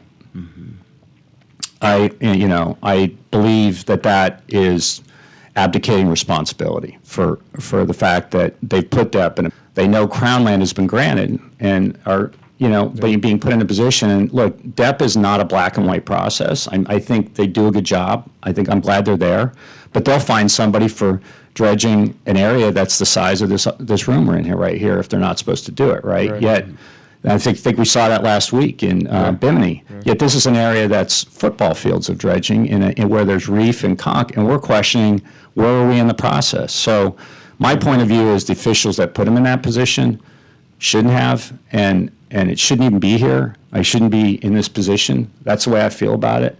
And saying, hey, it's up to them. If the government would say, those who are involved, let's do something so they could coexist, which means putting they would solve that problem. They still can have the resort, and this is what I said to them, and I'll work with them. They can drop stuff. nobody's against it in total. They're against it as presented, and when it's said it's just between the two, that in some way I believe empowers them to believe, well, we're not going to get pushback on what has already been presented as a pretty destructive plan to that North Bay. And not practical. It's really not practical to get barges and industrial ships in there to begin with. Well, you already said it. What you would have to do if this continues to move forward. But it's a shame. Yeah, it really is. Oh, wow. Okay. And we don't know. We can't even ask what's next, right? You're just waiting to see. But thank you for being here. This is adding a lot of clarity to the situation. Trying to be better factual understanding of what's going on. Bob Coughlin with Turtle Grass Resort. So we are all going to hope for the best for everybody here. But thank you for being here. Thank you. Really appreciate it. Thank you. All right, we need to break for news, and we'll be back with Morning Blend Business, more on the budget when we get back. Stay with us here on Guardian Radio 96.9.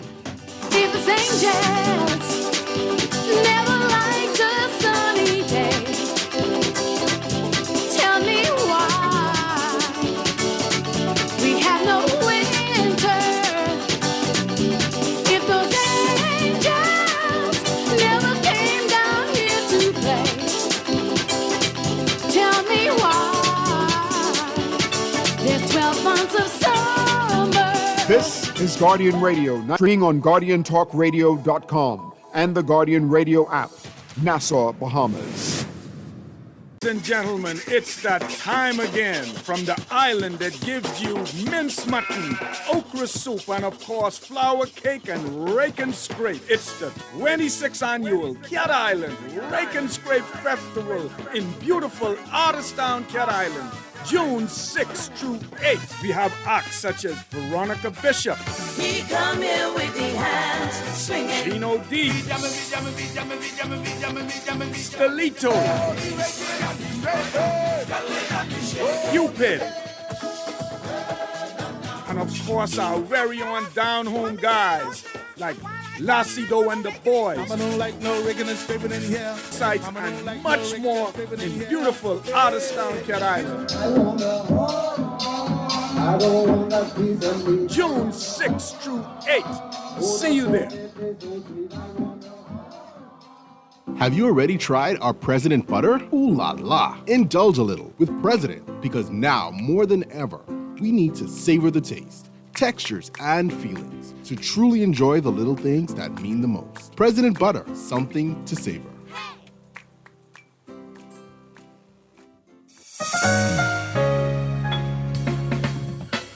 All those loans I had were so overwhelming. Fidelity's debt consolidation loan combined all my loan payments into one easy payment with a built-in savings plan that pays me unbeatable interest. It's time to make that move to Fidelity.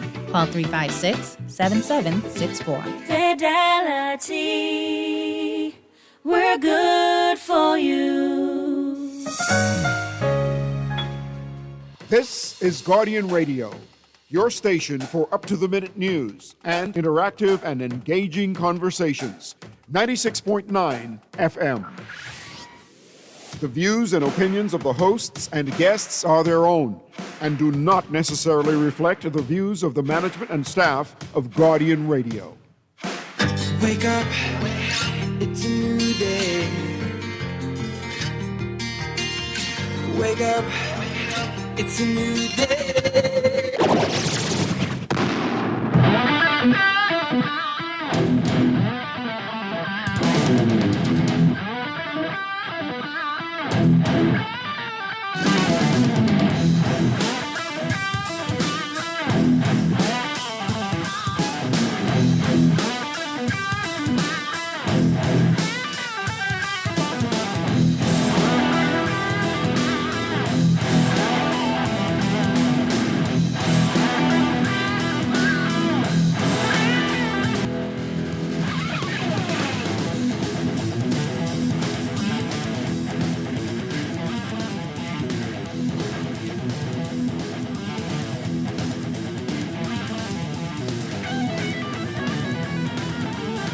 Good morning and welcome to Morning Blend Business on this Thursday, May 29th, 2025. Welcome back to our Morning Blend listeners.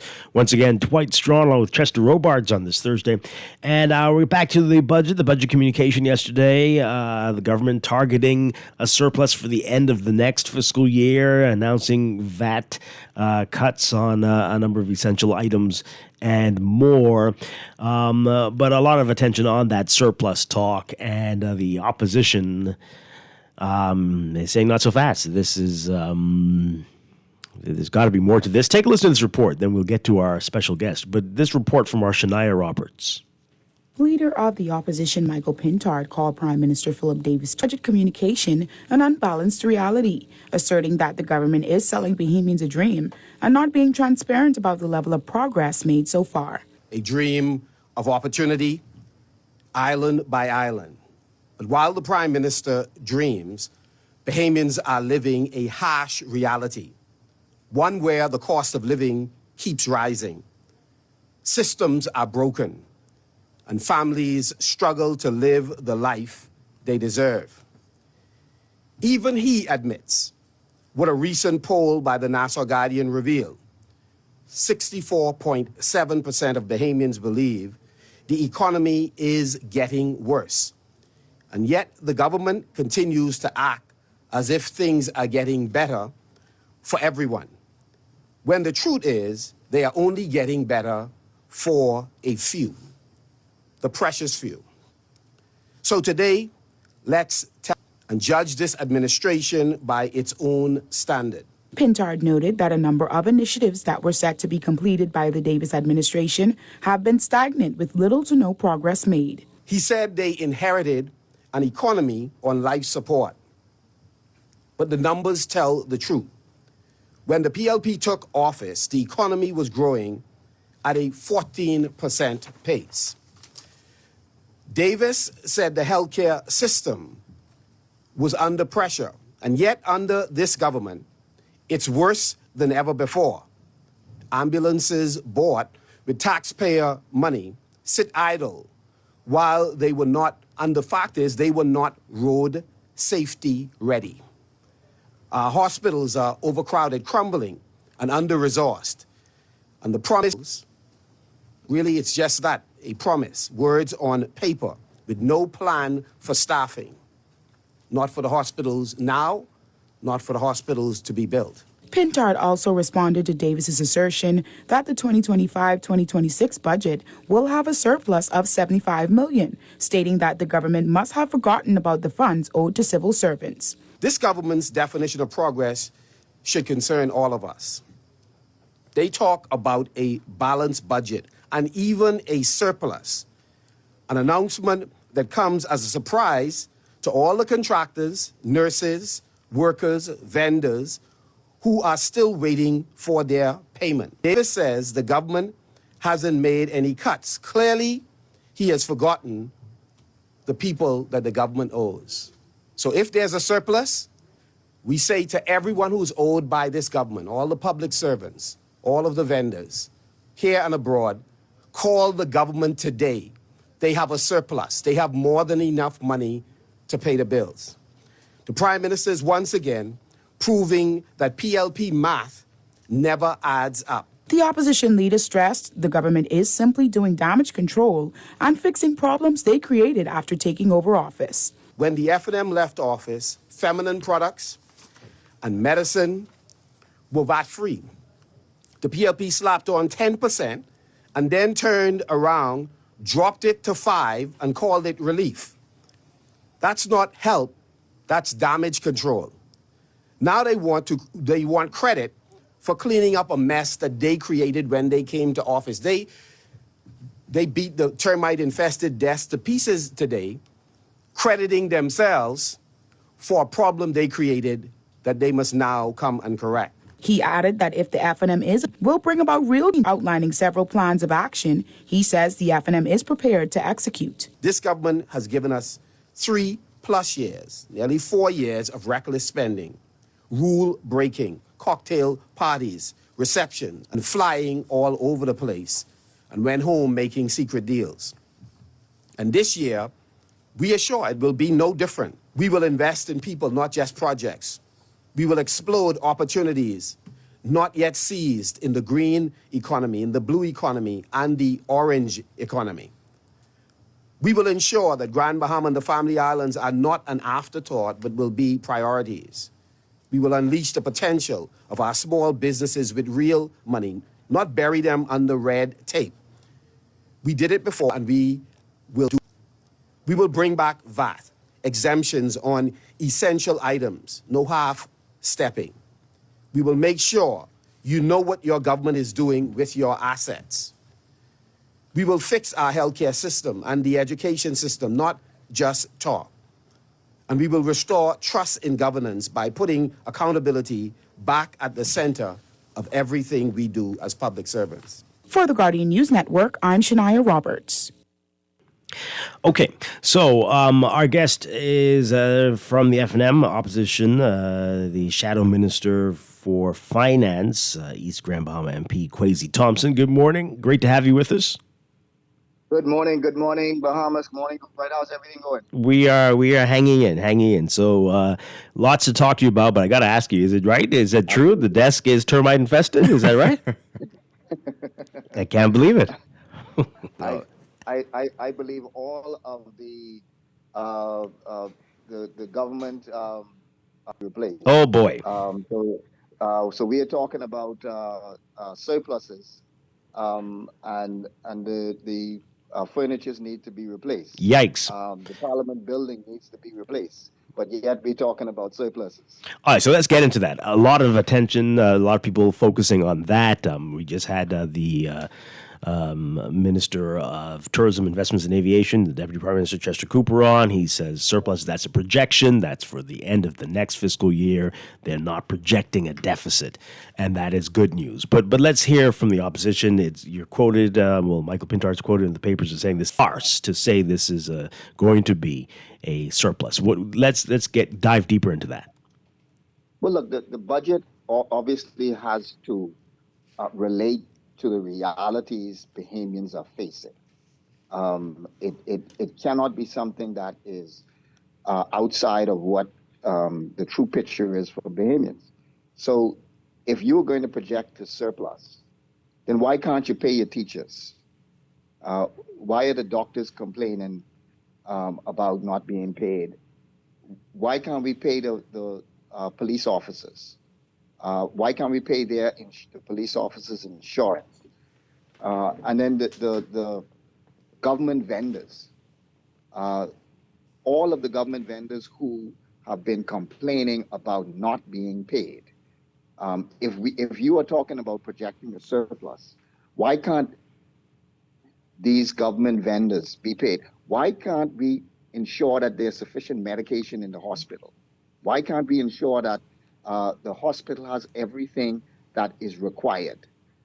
Real questions that is important to Bahamians.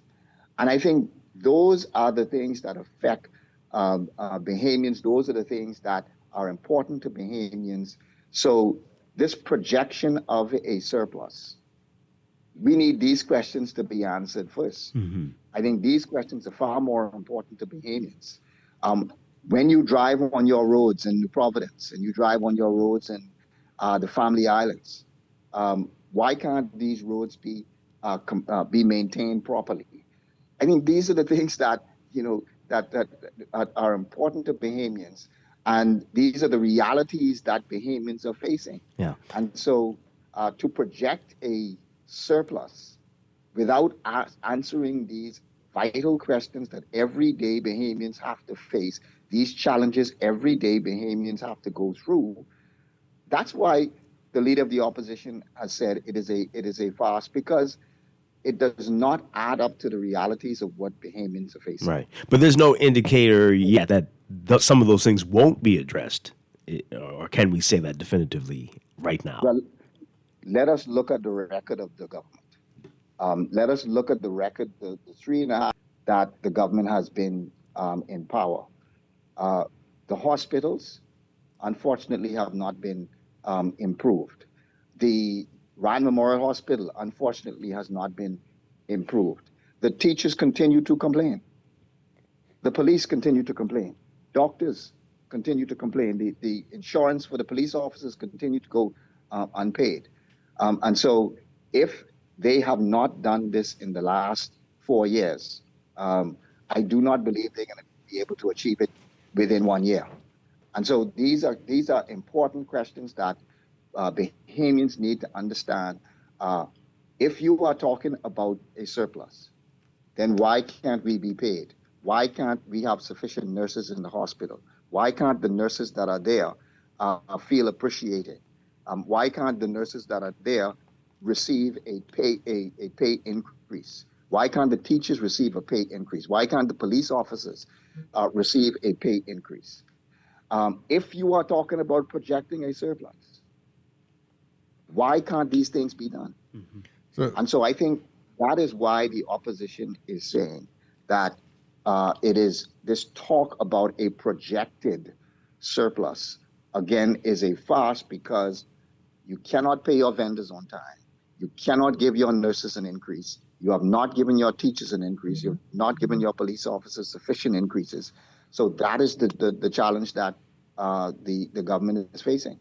So I think what I hear you saying is what you would have liked to see is the government say to the Bahamian people, as we went into this budget, we saw that we were going to have a little more money, and that at the same time, that what they call a surplus started to be moved into places. I think before we start to talk about achieving a surplus, and not just talk about it, but before you start to celebrate and pat yourself on the back for it, because that's in essence what the government did. It was a cheerleading show, and everybody saw the cheerleading show yesterday.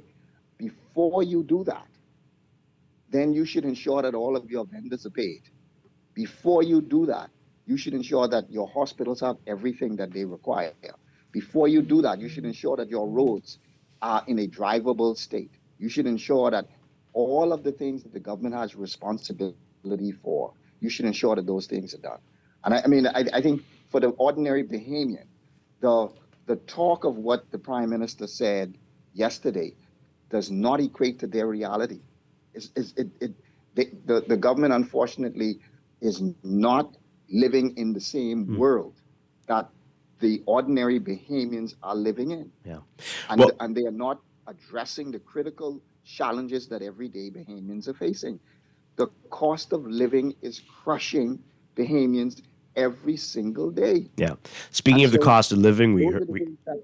Yeah, go ahead. Yeah. Sorry. Well, we heard the duty reduction on some items, and of course VAT reduction on some essential items. But of course, in the piece we played, we heard the opposition say that a lot of these things were zero rated under the FNM administration. Let's get your views on that, as the government touts this as a win for consumers, but to many it feels like we are going backwards. Yeah, I think it's damage control. I think when it came to office, increased VAT to 100% on breadbasket items. They increased 100% on medication, on feminine products, on diapers. And so you increase the VAT on these items, and now you take it down to 5% instead of removing it completely. It's damage control. They've added the VAT onto it, and then now 4 years later, you are taking it down to 5% and patting yourself on the back for taking it down 5%. It is complete damage control. That's how I see it. It's complete damage control. Yeah.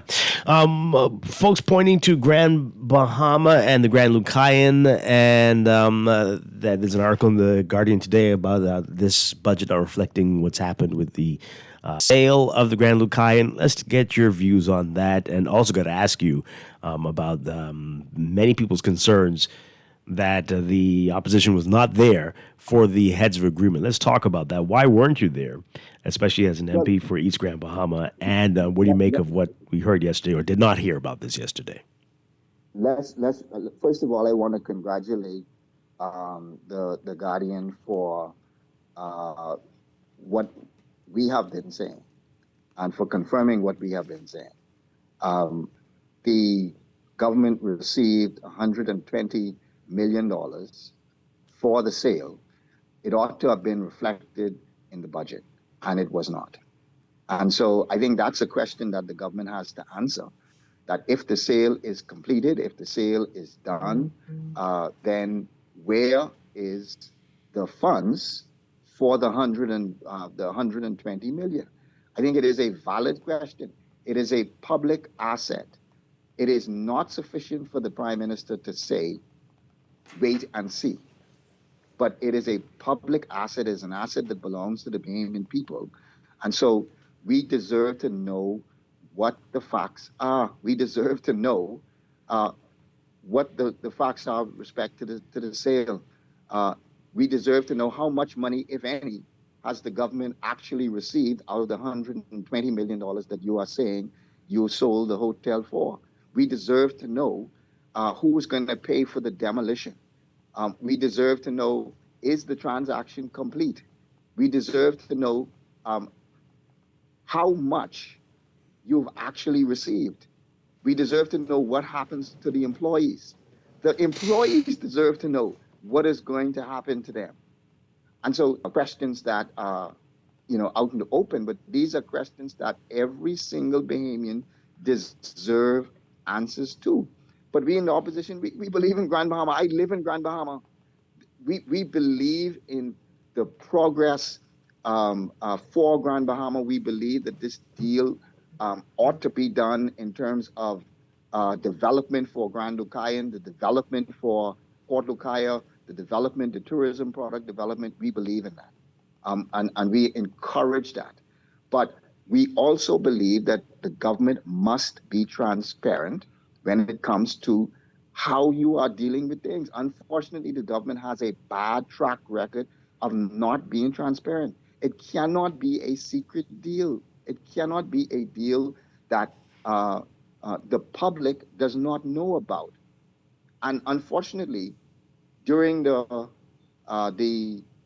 show that they had, we were hoping to hear the facts, but we did not hear the facts. And I believe the public is far more interested in these facts and why these facts were not put to the public. The public also needs to know, out of the $800 million development, where's that money coming from?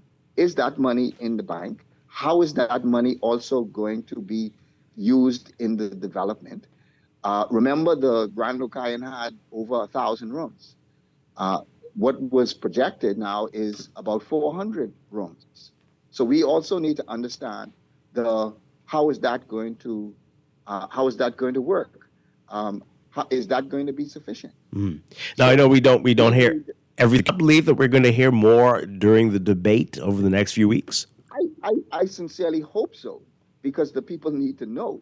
I sincerely hope that the Prime Minister, the Minister of Tourism, the Minister of Grand Bahama, that they will let the public know what the details of this arrangement is. As a Grand Bahamian, as somebody who lives in Grand Bahama, somebody who has worked on this project before, we understand the challenges that this project has faced. And so, but we need to understand, if you say you have a deal, if you are celebrating yourself for having this deal, Grand Bahama and Grand Bahamians have been here before. We have seen a signing of a heads of agreement before. So the fact that you've signed a heads of agreement is positive, but we also need to understand what are the details, what are the circumstances, how is this going to continue to expand the entire tourism product for Grand Bahama? Questions that the government has yet to answer. It is not sufficient for the Prime Minister to say, wait and see. Yeah.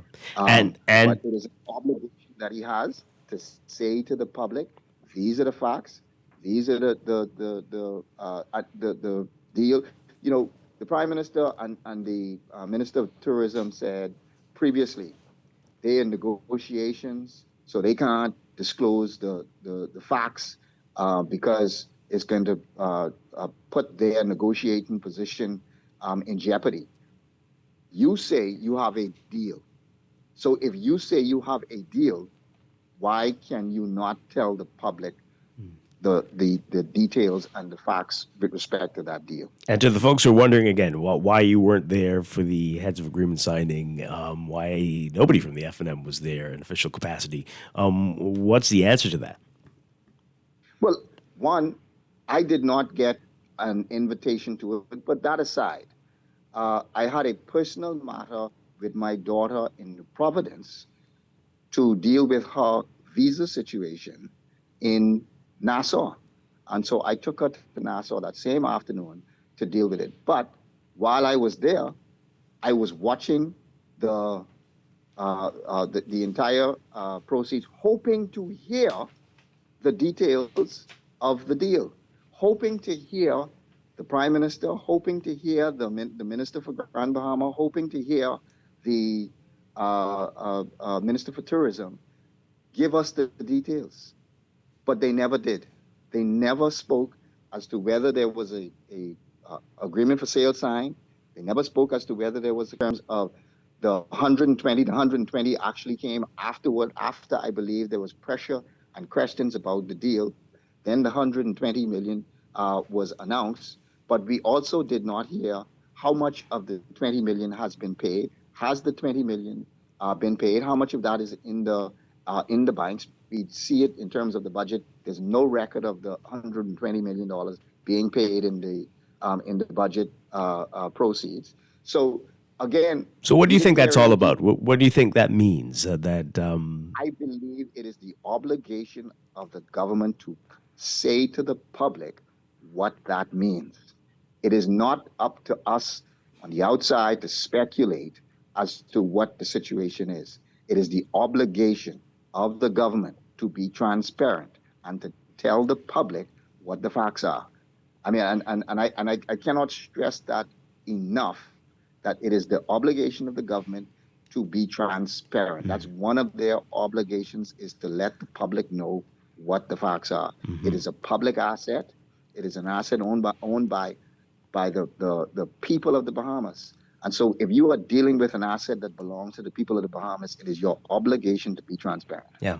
We're talking with Shadow Minister of Finance, Kwesi Thompson. So we only have a few more minutes with you, but a lot of people speculating that this is the election budget, as they like to say, the last one before the general election. Do you believe that? What signs are you picking up? Well, again, I mean, I can't. I believe election is coming soon. But if this indeed is a budget, and I also believe that this is likely to be the last budget before an election.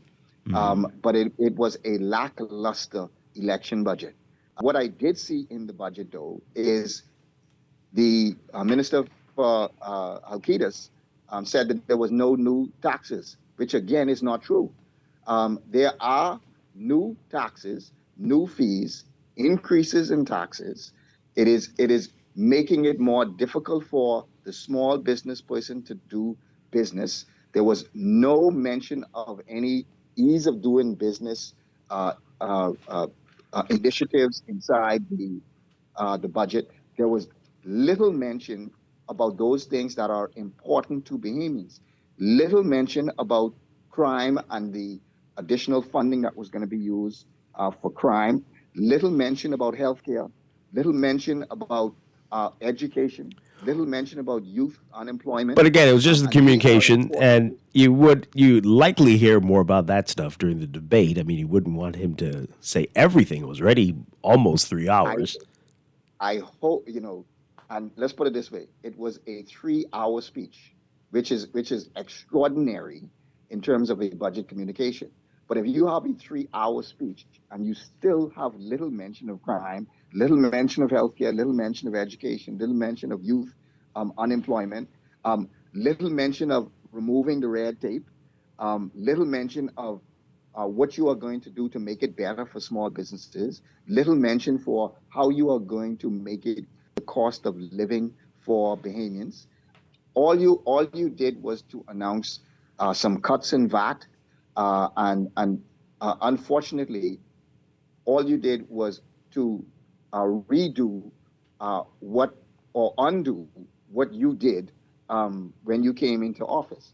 So we did not see those new initiatives that should have been there to address the cost of living. We did not see those new initiatives that should be there to assist with the ease of doing business.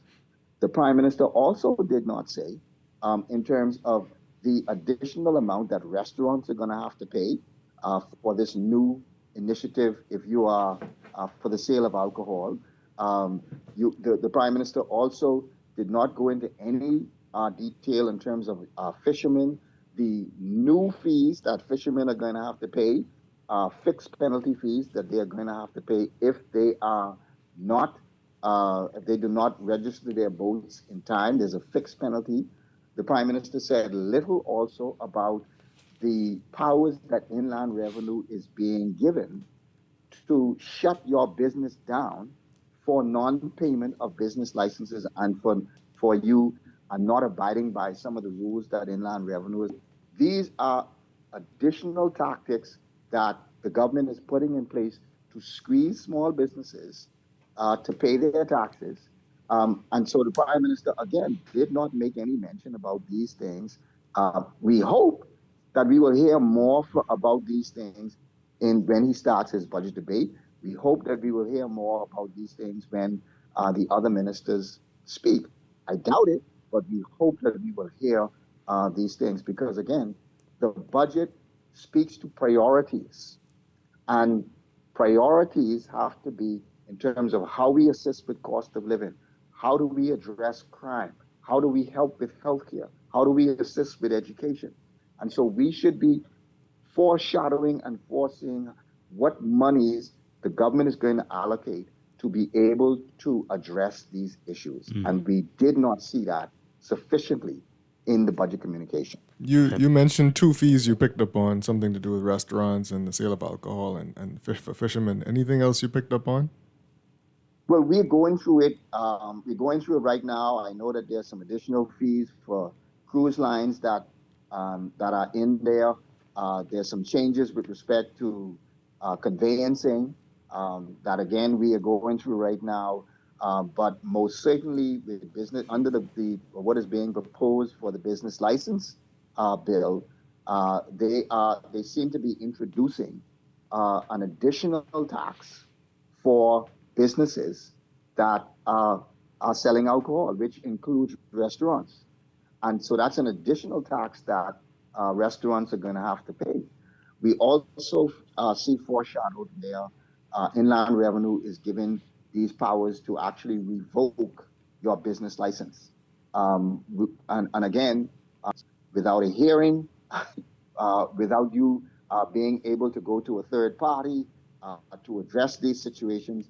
But again, these are, and again, it speaks to priorities. If your priority is to squeeze businesses rather than encourage businesses, rather than help businesses, rather than uplift businesses, then this is what is in this budget. I do not see things that will help with easing the how we help with the ease of doing business. I do not see things how we help to uplift businesses, but what I see is how we are able to squeeze businesses and how we are able to get more taxes out of businesses in what is being proposed. And again, the Prime Minister did not disclose it. He did, if you are foreshadowing to add more taxes onto businesses, then you should say so. You should not say there's no new taxes, because that is not true. There are new taxes in here. You are squeezing my fishermen. You are making it more difficult for businesses to do business. Yeah. And so, I believe that, again, transparency is the key. We didn't see any mention about the Ombudsman. We didn't see any mention about the Freedom of Information Act.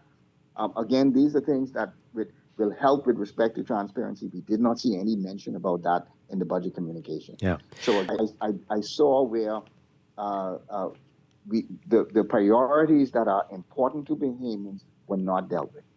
Well, we're going through it, and I'm sure, as you all are, and we hope to learn a lot more, as do you, over the next few weeks through the debate. But thank you for being here this morning. Kwesi Thompson, appreciate you and appreciate the discussion. Thank you.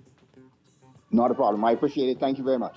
All right, we're going to take a break and be back with our final few minutes. We'll get some of your calls and your text messages in here on Morning Blend Business on Guardian Radio 96.9.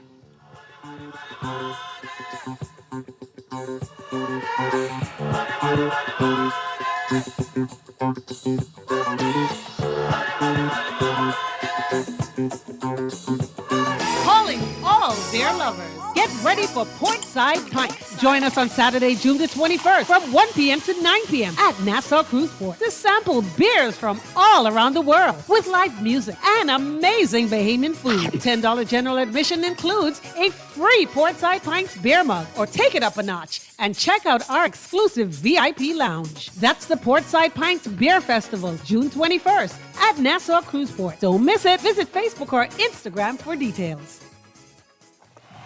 The 2025 Samuel Out Here, May 15th through 16th in Grand Bahama, May 21st through 30th in Nassau at the Roscoe A.L. Davies Field. Top teams from Nassau, Freeport, Eleuthera, and Abaco battle for the crown in the Duncan Girls and J.S. Johnson Boys divisions. Calling all junior Junction groups. Come out, bring the vibes, and rep your school. Inclusive matches, music, food, and family fun daily. Gates open at 3 p.m. Visit bahamasfa.net. Be there. You work hard for your money, so let your money work hard for you. With as little as $1,000 to start, you can watch your money grow by investing in CFAL's Bahamian dollar and US dollar mutual funds, each tailored to match your unique investment profile. Our expert advisors are dedicated to crafting personalized investment strategies to help you achieve your financial goals. Don't miss out on the chance to earn higher returns on your hard-earned money. Join the thousands of investors who trust CFAL and start your journey toward financial freedom today. Visit us at cfal.com to learn more about our saving and investment options, and let us help you build wealth so you can live well. CFAL, growing wealth for future generations. Did you know you could send a local bank transfer to a Sand Dollar wallet? It's the same as sending a transfer to an account at another local bank. Simply use the wallet's 12-digit top-up address as the account number, savings as the account type, Central Bank of the Bahamas is the bank, and Sand Dollar is the branch with branch code or transit number 12,000. Don't use urgent or priority delivery. Transfers to Sand Dollar wallets are processed through the Bahamas Automated Clearinghouse Network within 1 business day.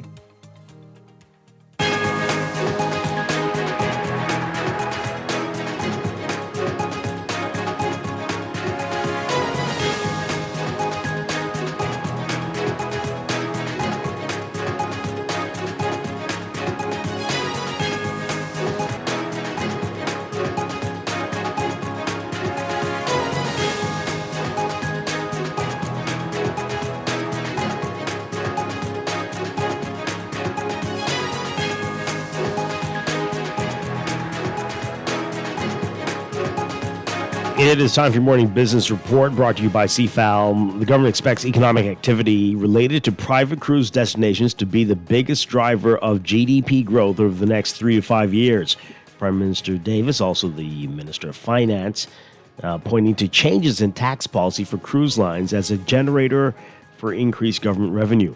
He said that taxes on international trade and transactions increased by $125 million and totaled $627.3 million. For 75.5% of its budget target. He said this was driven by the uptick in departure tax collections of $121.1 million that totaled $255.1 million, surpassing the budget target of $13.8 million or 5.7%. More on that in today's Guardian Business section.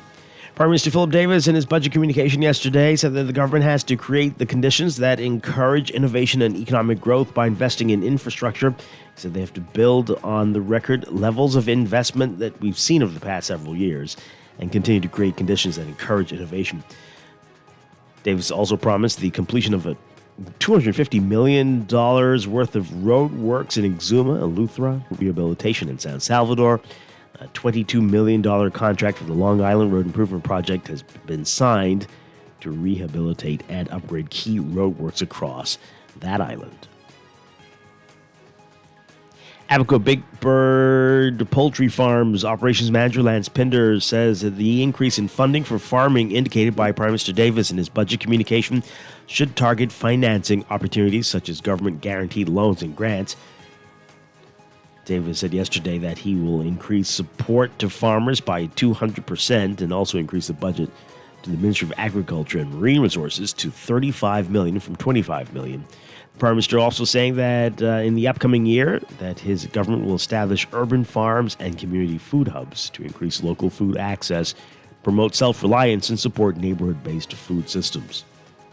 NEZ Car Sales will open its showroom for electric vehicle manufacturer BYD in the Mall at Marathon tomorrow, making BYD the first ever car dealership within the mall. The sleek new showroom will showcase 3 of BYD's top models and allow visitors to the store to sign up for a test drive and get a feel for the world's most popular electric car brand.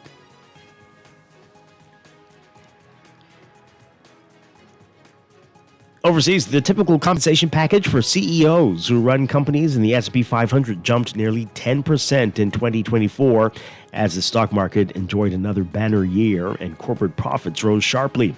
Many companies have heeded calls from shareholders to tie CEO compensation more closely to performance. As a result, a large proportion of pay packages consist of stock awards, which the CEO can often cash in for years, if at all, can't cash in for years, if at all, unless the company meets certain targets, typically a higher stock price or market value or improved operating profits. The Associated Press's CEO compensation survey, which uses data analyzed for the AP by Equilar, including pay data for 344 executives at S&P 500 companies who've served at least 2 full consecutive years at their companies,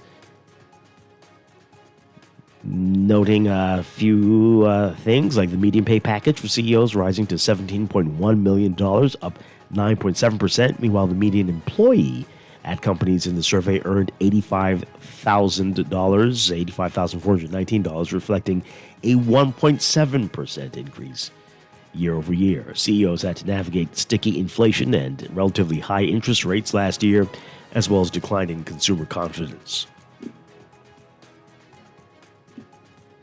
And Best Buy cutting its annual outlook for profits and sales after the U.S.'s largest consumer electronics chain reported a profit decline and stagnating sales for its fiscal first quarter amid shoppers' worries about the economy and tariffs. The Minneapolis-based company reported net income of $202 million, or 95 cents per share, for the 3-month period ending May 3rd. That compares with $246 million, or $1.13 per share a year ago. And in your Market Watch, recapping trading on the BISX from Wednesday, your market mover is Cable Bahamas, moving 1,200 shares, closing at $3.75 unchanged. Consolidated Water closing at $5.37, down 8 cents. Emira Incorporated down 3 cents, closing at $11.10.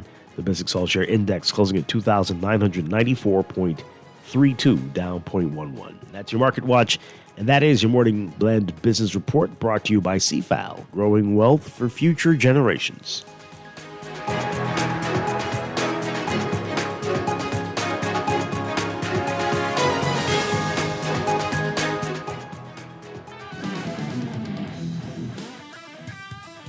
We're back here with our final few minutes of Morning Blend and Morning Blend Business on Guardian Radio 96.9. Dwight Strachan along with Chester Robards.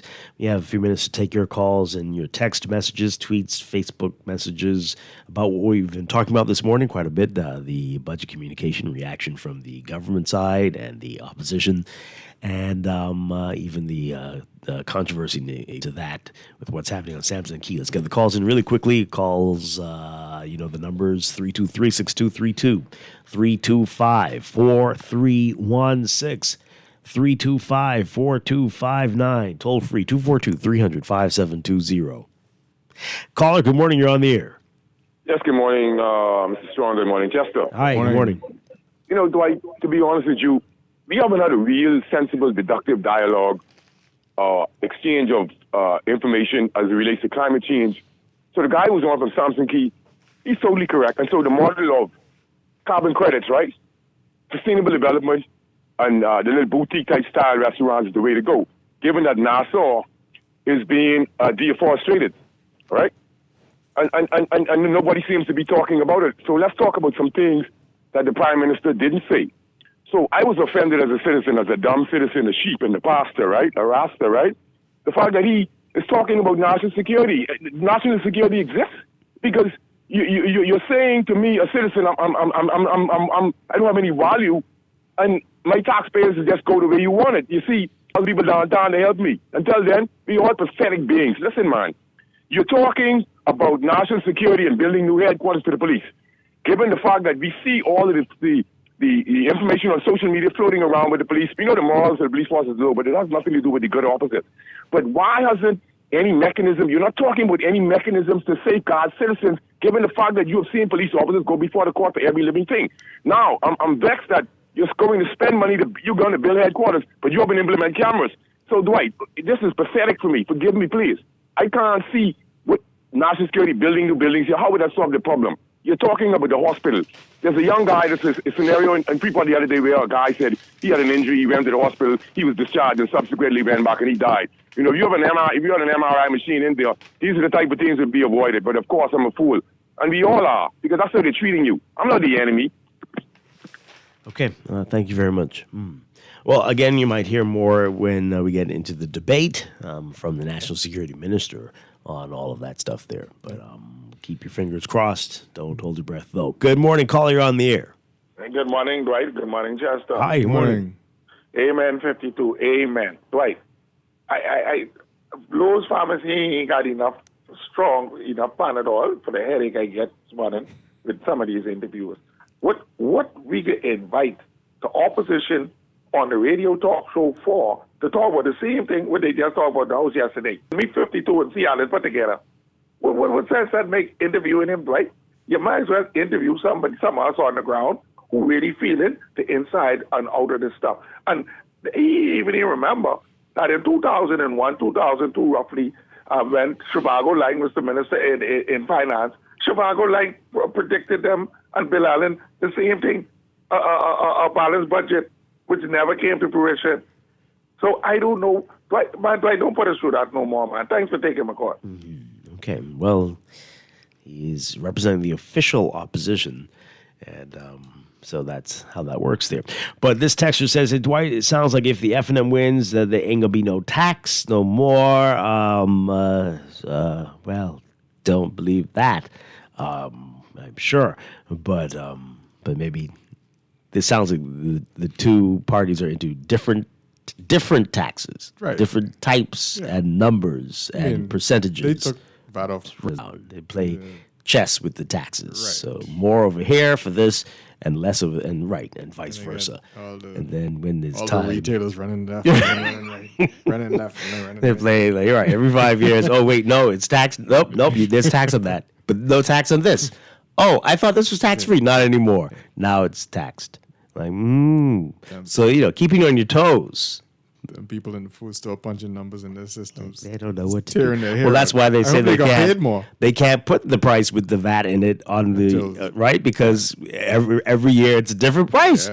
So we'll have these prices do not include VAT, because God knows what the VAT will be now. Which month is it? Which year? Who knows? It's anyone's guess. We want to squeeze this in really quickly. Really, really, really quickly. Caller, you got about 20 seconds. That's, boy. Caller, good morning. You're on the air. Yeah, good morning, Dwight. Hi. Could you please bring Hiram Lewis on tomorrow to see what the official COI member of Parliament has to say about this budget? And Dwight, blood pressure machine. How much it cost? It's $40, right? Depends. It ranges, yeah. That's the low end. That's a digital one. I asked the nurse who happened to be the mother of my daughter yesterday. And then they take 5% off the trucks over 20,000 pounds. That would be the fire engines and all the heavy equipment that the guys don't have to worry about the competition when they start doing all this destruction, because some new trucks and new companies don't have some new trucks like Bahamas Strachan. Y'all have a nice day. Okay. Thank you for that call. We'll consider some of the things it said. Well, as again, is the communication. You can't put everything in there. We are going to hear more. There will be surprises. There will be shocking things, I'm sure, said over the next few weeks. Yep. We're going to be here for it. We're going to take a look closer because we can only skim the surface, right, of what was said yesterday and so far and all those numbers to crunch them. And so we will see. Stay tuned. Stay tuned for a lot more on that. Chester Robards, thank you for being here on a Thursday. Always a pleasure. I'll see you next week. And I'll be back tomorrow with more Morning Blend and Morning Blend Business right here on Guardian Radio 96.9. Dwight Strachan, have a